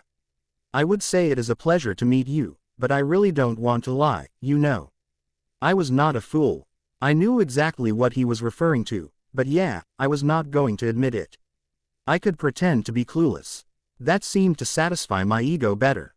And frankly, I was simply exhausted. Instead of clarifying that I was not some dead woman whose soul had reincarnated in me. I was my own self, and I was glad to be that. I was glad to be Bella Swan. I did not wish to be Didim Volturi, no matter how good or beautiful she had been, but I simply had no idea of how many times I would have to keep repeating this same one fact over and over again. It was annoying after a point to continuously do so. Arrow, Marcus sighed, giving me a brief glance. This is Bella, my mate. There was no hesitance in his tone. I gave him a small smile at that gesture, even though I didn't exactly know what all this mate business entailed. The word mate coming out of his mouth was enough to cause warm butterflies in me. I was seriously confused, I know.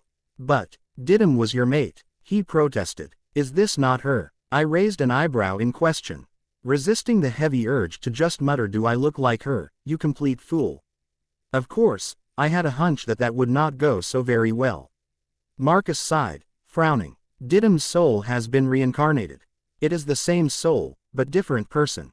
Of course, we bond with the soul, and hence, Bella is my mate.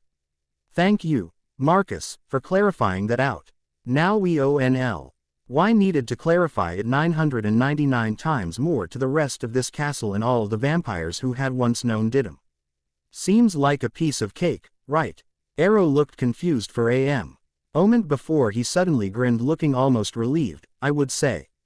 What secrets was this man hiding, huh?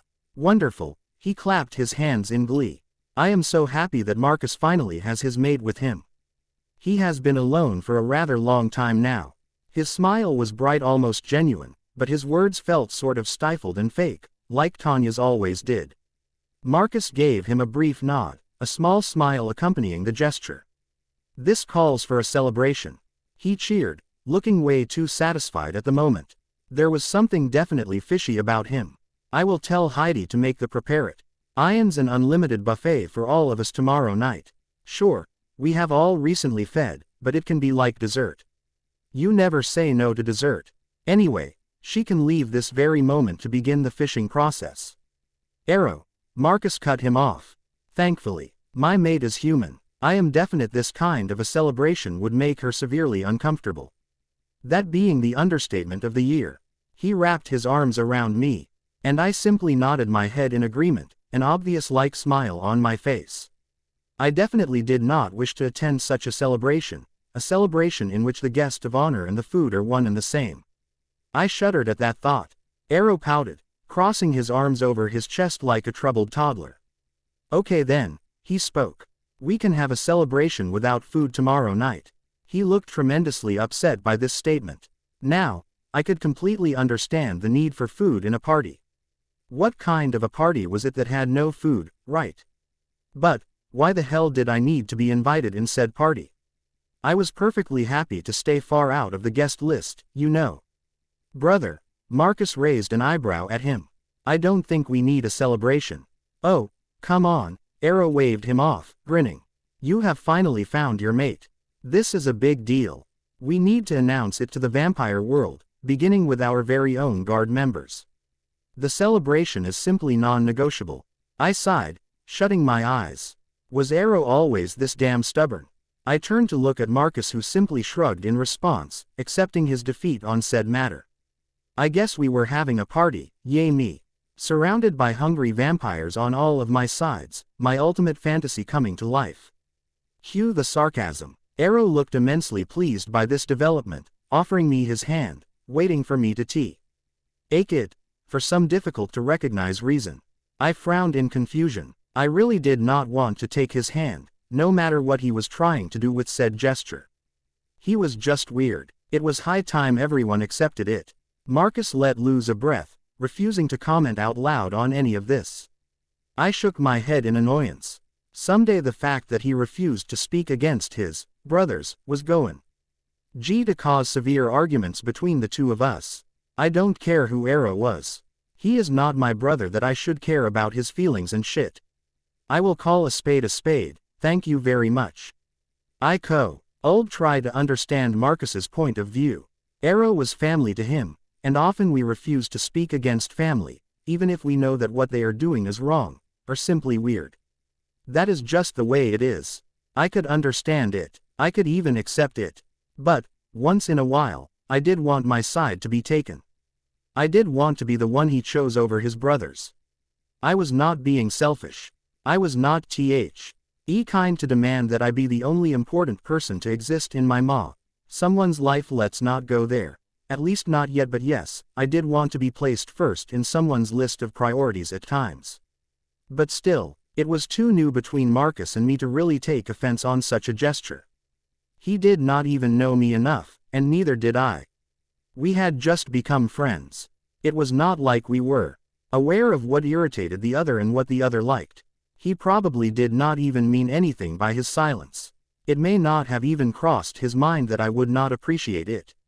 Yes, that had to be it. Mio caro, Arrow smiled, waiting for me to keep my hand ahead, placing it in his. I gave him a small smile in response, frowning internally, but doing as was asked. He shut his eyes weirdly enough, pouting when apparently he did not get the answer he was searching for. Marcus looked to me in curiosity, confused by whatever was happening here. Join the club, buddy. Finally, Arrow opened his eyes, a look of complete offense on his face. Why can't I read your mind? What? I questioned, ignoring the fact that Marcus had gasped at this revelation. What did he even mean by that? I can't read her mind. It is completely blank to me. Arrow waved his hands in air, turning to look at Marcus, desperation evident in his tone. Wow, Marcus almost laughed, covering his laugh with a cough at the last moment. I turned to give him a confused stare, waiting for some answers myself. That is Arrow's power, he sighed, whispering in my ear. He can read a person's mind by touching their hand. Oh, wow, vampires could have such crazy powers, too. That was unexpected. Anyhow, he could not read my mind. This is what he had meant. I hid my smile, way too happy by this sudden revelation. Arrow pouted, frowning one last time, turning away and storming out of the room, probably to pout in some corner. Thank God for small mercies, I would say. Bella's POV. What an idiot. I could not resist myself from speaking out loud. The retreating form of Arrow enough to garner that nothing unusual about it response. Seriously, who made this guy the king of an entire kind? More importantly, what drug was said person high on when this decision was taken? I was definitely curious to know. Because it was obvious, Arrow was not even worthy of being a mere pawn who lost his life first in any given battle of chess, being the king a faraway unattainable dream. Even if the king did not have much of a say in the matters, constantly in a mode of threat. Still, it was the king and so was of some importance. But Arrow was not worthy of even being considered of some importance. And that was a given truth. So yeah. Sad life. Bella. Marcus's soft voice grabbed my attention. I turned to look at him, my eyebrow raised in question. He sighed, continuing, I owe you an apology. I cannot tell you of how terrible I feel at the moment. What for? I questioned, slightly confused and a bit apprehensive. I had a hunch of what this could be about. But I did not wish to jump to conclusions. I would rather wait to hear it from his very mouth than state something completely foolish and off-topic. He sighed, shutting his eyes, a look of deep regret visible on his face. I was almost worried on noticing such an intense reaction of his. He looked seriously troubled and affected by whatever this was about, though knowing Marcus a bit more now. I was almost confident that he was considering a molehill to be a mountain, his reaction not so very required. But that was Marcus, his reactions to the extreme at times.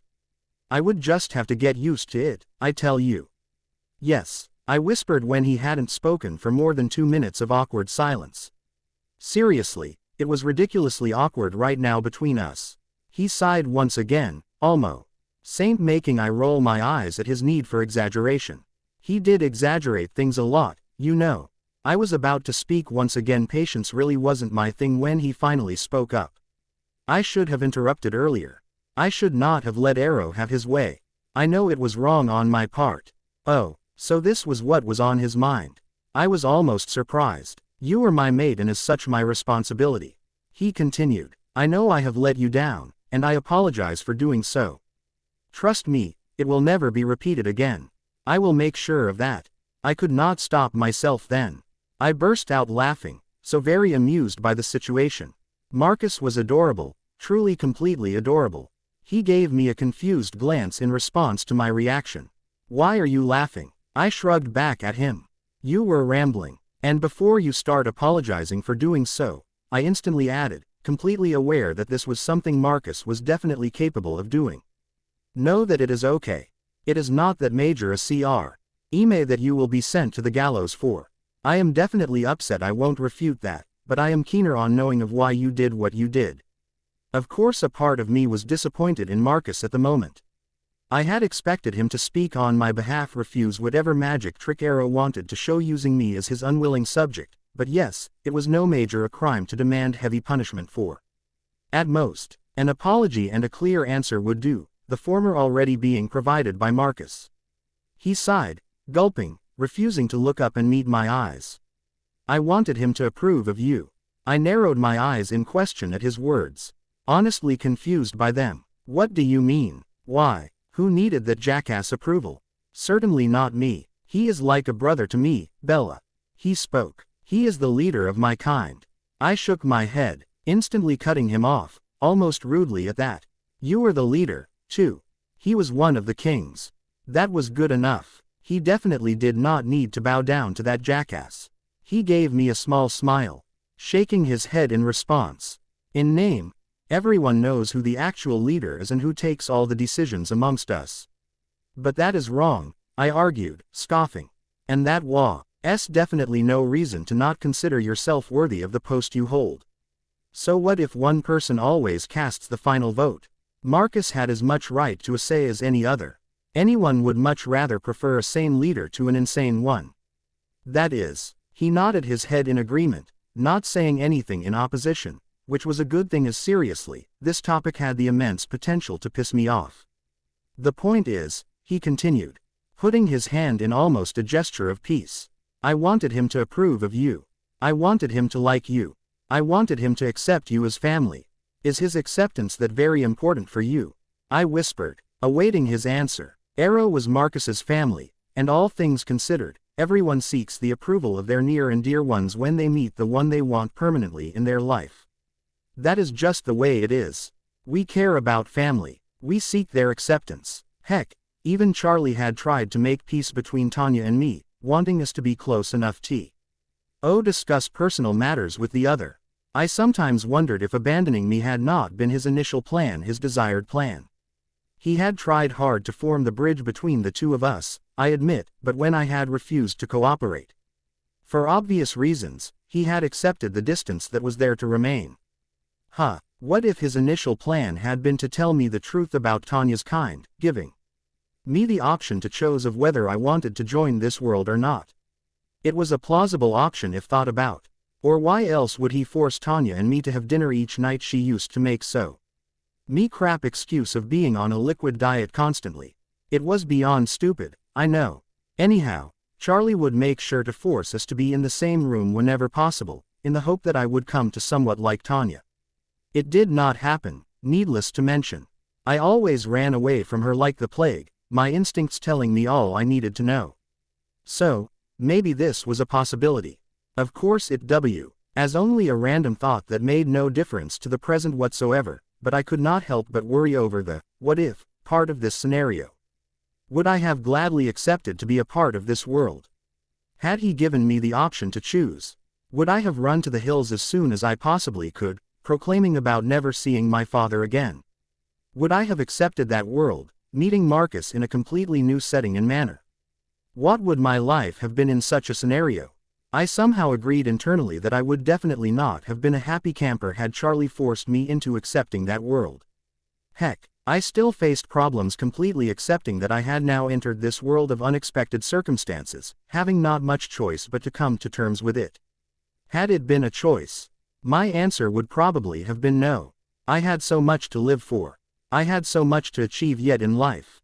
I had always believed that a lifetime was hardly enough to achieve everything what a person desired. But living forever had never been a part of that plan. I had been content with my share of a lifetime. I had not wanted or asked for a forever, but yet, here it was, glaring at me in the eye, not giving me even half of a choice to refuse the offer. Of course, with Marcus involved, it was slightly different, and not as horrible as it sounded. I had to accept. I could almost see myself falling for him. He was a good person.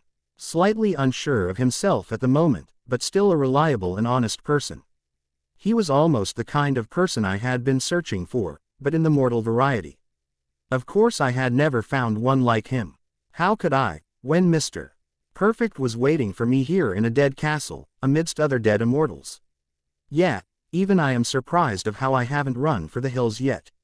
Bella, Marcus nudged me lightly, bringing me back to the world of present. You seemed lost in thought. I nodded my head, giving him a brief smile. Sorry, a lot going on in the never shutting up workspace. I motioned towards my head, rolling my eyes. He nodded his head in agreement, sighing audibly.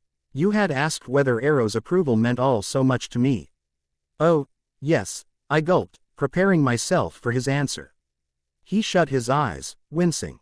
I would be lying if I say no, Bella. I have always craved Arrow's approval, even back when I wanted to court Diddum. I had always considered his opinion as worthy. In the beginning out of respect. He was my wife's brother. She loved him and valued his presence.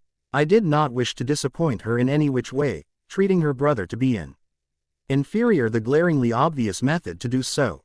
Over time though, I stopped using my head, letting him be my head for me. I know it is my mistake, but it worked for me in my lowest period. I did not have the capacity in me to take any decisions, and Arrow never asked me to make a decision. I considered it a win-win for all. He sighed, continuing, I have searched for his approval for so long now, I guess old habits die hard. I let out a breath, nodding my head in agreement. I understand, Marcus. I won't say I agree with your words, but I do understand what you are saying. He is your family. Why, and somewhere deep down that bond will always remain. But Marcus, I did feel offended when you treated me like that earlier. I am your, say it, Bella. It is just one damn word. You can do this, mate. See, it wasn't that very difficult. And as such deserves some sort of respect from others and you, as well. I had put forward my opinion. I refused to be in a relationship where I was not an equal. Respect was important for me, maybe even a bit more than love and lust. Not saying that that is not important, but respect mattered too. If he could not respect me as an individual, I doubted that we could ever work. Marcus, this is all very new to me, I stated, frowning. I don't know these people. They are mere strangers to me. I don't know of how they will react to what I say. I don't know of what is offensive to them and what is not. I need you to be there for me. I need you to take a stand for me. I need you to be the mouth till I don't feel comfortable enough to speak. You have to understand I am confused and scared. My instincts don't trust them. I don't trust them, but they are your family and I don't want to disappoint you. Bella, he interrupted me. You can never disappoint me. That is just not a possibility. I gave him a small smile in response. He was exceptionally sweet. The point is, I began again. I would feel better if you take my side in front of people who are strangers to me. It would make me more comfortable, indeed. He nodded his head, sighing. I understand. I promise you that this will never occur again. If you are not comfortable with something, it will not happen. I nodded my head, smiling in response. Thank you. He shrugged back. Bella, I had something to ask you. I was waiting for the right time to ask this, but I guess if you keep waiting for it, it will never arrive. He looked all of a sudden nervous and anxious. It was strange. Okay. I trailed off, raising an eyebrow in question. He sighed, hesitantly shifting on his feet, contrary to the inhuman being that he was. I would like to court you. I hid my smile at that. What? He took my surprise to be confusion, elaborating on it. Courting is when two people get to know one another. I waved him off. I know what courting is. I have read the classics, too. I will let you know. You just took me by surprise, that is. He gave me a small smile in response. Oh, so. He trailed off, waiting for my answer. I pondered over it for a minute or two. Marcus seemed to be a decent person, and it was not like I had much of a choice in the matter, anyway. He had made his intentions clear. He was not letting me go. Now it was my decision of whether I wanted to live a half-life filled with sadness and opportunities lost, or I wanted to grab whatever opportunity came in front of me, taking my risks, but knowing that I did what I could. Having no control over the rest. The decision was almost as clear as plain water to me. Okay. I gave him a small smile in response. He smiled wider, happiness shining. In his red eyes they were mesmerizingly red, not the evil red I saw when I looked into the others of his kind's eyes. It was almost captivating. Well then, he coughed, grabbing my attention. Will you be ready this evening? This evening? So soon? Okay, I shrugged. Shit, I had a date with Marcus this evening. And I had no fucking idea of how to prepare for it. What was I even supposed to wear to this date? I had never been much of a takes hours to get ready girl, but come on, this was big. I knew that, everyone knew that, I wanted to look my best for him, but how was I supposed to do that I didn't even know of what was appropriate for our date. Where was he taking me? Were we going out of the castle? If yes, where? Would we have bodyguards going with us, trailing along on our date? He was the king of his kind, after all. Wasn't that what happened when royalty left their castle? I don't know. It seemed to be so. Shit, was I panicking? I needed help, but who was I supposed to contact? I could not talk to anyone of my past life, for obvious reasons. And I was not comfortable with anyone existing in this castle enough to ask them such ridiculous questions. Now what? I was going on a date with a man who claimed to be my forever. Damn, that was big. What if I messed up? What if it all went wrong and Marcus realized what an idiot he was stuck for eternity with? No, I had to think optimistic. Yes, that was all I could do at the moment. Everything will go well, Bella.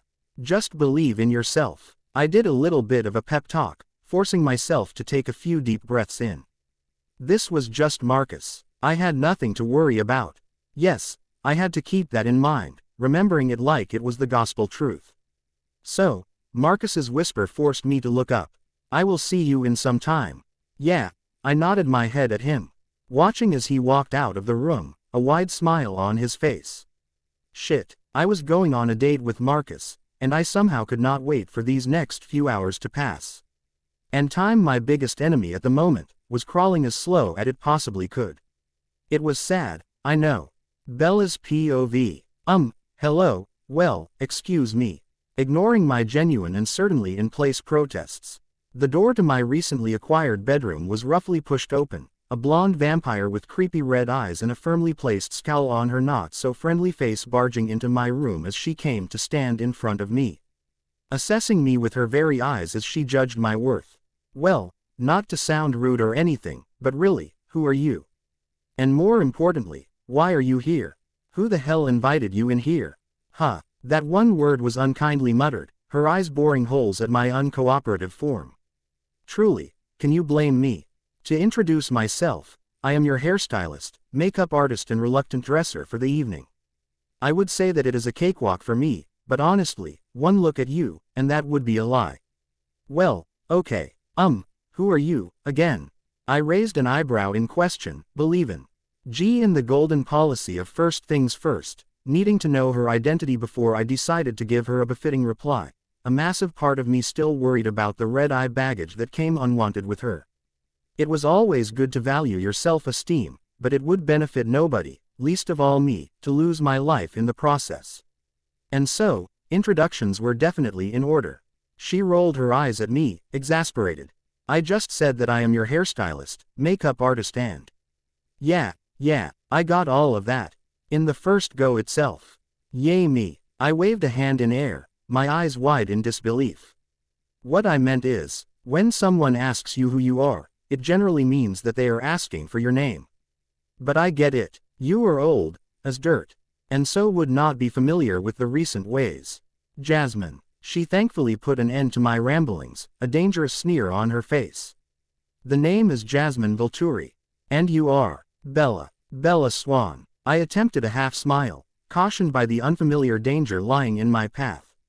Well aware that she was no friend to me. Where was Marcus when you need him? So, now that the introductions are done with, why are you here, again? Not to be rude or anything, I specified, a forced smile accompanied. Master Marcus requested for my presence. She simply answered, shrugging in assumed superiority. Here, in my room. She nodded her head briefly. He stated that you could do with the help. I completely understand his point. Though, for the life of me, I can't find one good reason why he would want to court someone like you.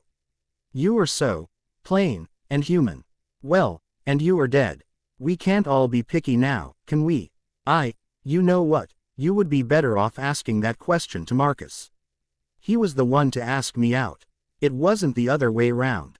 This wasn't my battle to fight, and I was certainly not interested in butting my head in the castle politics. I was the guest here, and that is not what good guests did. For the record, I had no interest in changing that status of mine anytime soon. Jasmine gasped, not expecting my answer. Though, what did she even expect? For me to cry out a river in insecurity and jealousy. Oh, please. So, she was prettier on the outside, good for her. I was no plain Jane. And even if the immortals saw me as one, who cared about their opinion? They were dead. Dead people have no opinion. As very simple as that. You are so rude. Why, thank you, and mannerless. Poor Master Marcus. The loss of Didymus has finally reached his head. Why else would he ask someone like you out? Now, he is a rather handsome man, and the king of our kind.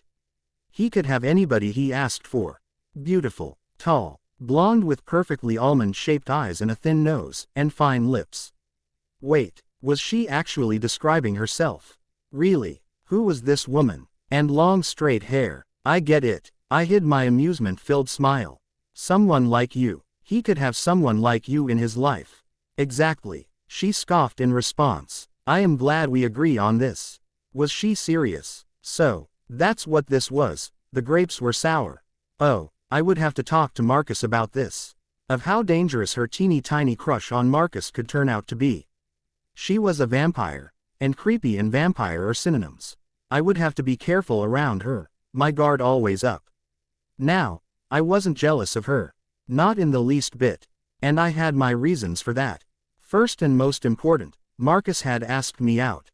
It wasn't the other way round, and even if, impossibly, he did decide to change his mind, I wasn't as attached to him to face any heartache or loneliness. I would just, simply, go back to my older life. Gladly would, just saying.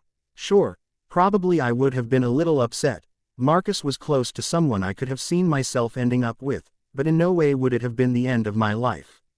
And second, from the looks of it, Jasmine had known Marcus for centuries before I was even born. Come on, how bad were her attempts at flirting that she could still not convince him to go out on one date with her? Now, I get it. I was his soulmate and all that bullshit, but it would have been perfectly alright to have a past. I did, and I wasn't ashamed to admit. Whatever little unimportant past that I had. Anyhow, so do you need my help? Certainly not. It wouldn't be as very easy to make you look like this. Gosh, she just pointed at herself. Wow, is everyone in this castle, excluding Marcus, this self-centered and egoistic? But I could try. For Master Marcus, of course. I would do anything for him. Anything. Again, that dangerous gleam in her eyes. I would have to be very careful around her. So far, she wasn't an enemy, but with the news of me being Didym's reincarnation and Marcus's mate, who could say how she would react? I was so not looking forward to it. Well, that's certainly good to hear. But no thanks. Now, if you could excuse me, I have someone to find. I did not wait for her answer. I just walked out of the room, aware that I was heading into unsafe waters. But I could no longer wait for Marcus to arrive at my doorstep. I needed to find him. I needed to talk to him. And I could be brave enough when I wanted to. Stupidly brave, my mind decided to politely add. Anyhow, I stormed through the narrow corridors, my eyes seeking Marcus with a newfound desperation, my footsteps harsh as they guided me in my haste-filled search. I really needed to talk to him. He was the only one I could trust in this supposed hell I had been pushed into. Hi, have you seen Marcus? Never mind. I waved the stupefied receptionist before me off, surprised to note that she was a human like me as she sat at her desk with a bunch of random papers lying in front of her. So strange. What purpose would a human even solve in this castle of the dead? And why did they even need a receptionist in the first place? They were vampires. What business would a vampire have to warrant a receptionist? Wait, was she that quick meal you saved for the rainy days? Not as tasty, but kept for the purposes. I could not even think about this without experiencing a chill pass through my bones, so, well, moving on. Hi, have you seen Marcus? Bella. Marcus suddenly appeared in front of my eyes, a tired expression on his face, my feet stumbling back 2 steps on their own accord. What are you doing, Marcus? I grinned in prepubescent lust. Just the person I was searching for. Yes, I heard. He let out a sigh, running a hand through his hair. The entire castle is talking about it, apparently. Say what now? Well, I just asked the receptionist about your whereabouts. And that's just one person. And I wasn't even shouting. Vampire hearing, he instantly clarified, wincing. It is much sharper and clearer than what humans are blessed with. We can hear even the slightest whisper mumbled close to a mile away. The entire castle heard you talk to Gianna. More like you storming off when she was too shocked to respond. Oh, I gulped. I was not aware of. He waved me off, continuing. Just be careful of what you speak in the common areas. The bedrooms are vampire soundproof. You need not worry about your privacy being violated while in there. That's, good to know. Of course. I forced a smile onto my face. He offered me a small smile in response. We need to talk, but not here. I nodded my head in complete agreement, letting him lead me back towards my room. Several vampires staring at us as he rested his hand on my back, comforting me and protecting me in the best way he could. His touch felt rather good, and I could not stop myself from staring at him as he safely led us past the sharks that surrounded us, my mind at peace, aware that till Marcus was with me, no harm could come my way. He would protect me. He would keep me safe. I need not worry when I was with him. Whatever the danger in front of me be. Yes, my Bella. He came to a stop, an eyebrow raised as he waited for me to speak, a look at my surroundings confirming for me that we were back in my room. Away from the eavesdropping ears. Marcus. I began to speak, the annoyance of being forced into a conversation with Jasmine, and realizing what a danger she could turn out to be at the forefront of my mind. What the hell, Marcus? You told Jasmine, of all, that I needed her help. That I could not get ready on my own. Really? If you are that uncomfortable with how I look or dress, the option to cancel our date is still available. But I refuse to be treated like a brainless bimbo who stands or sits when told to. Who? What? He stuttered through his words. Hold on. What are you even talking about? You sent Jasmine to my room. I folded my arms over my chest, glaring at him to deny my accusation. Yes, I did, he slowly admitted. But that was just to see if you needed any help. Why? I demanded an answer. Do you really believe I am incapable of getting dressed on my own? No, he shouted the word out, his eyes attempting to pacify me. Never. That thought never even crossed my mind.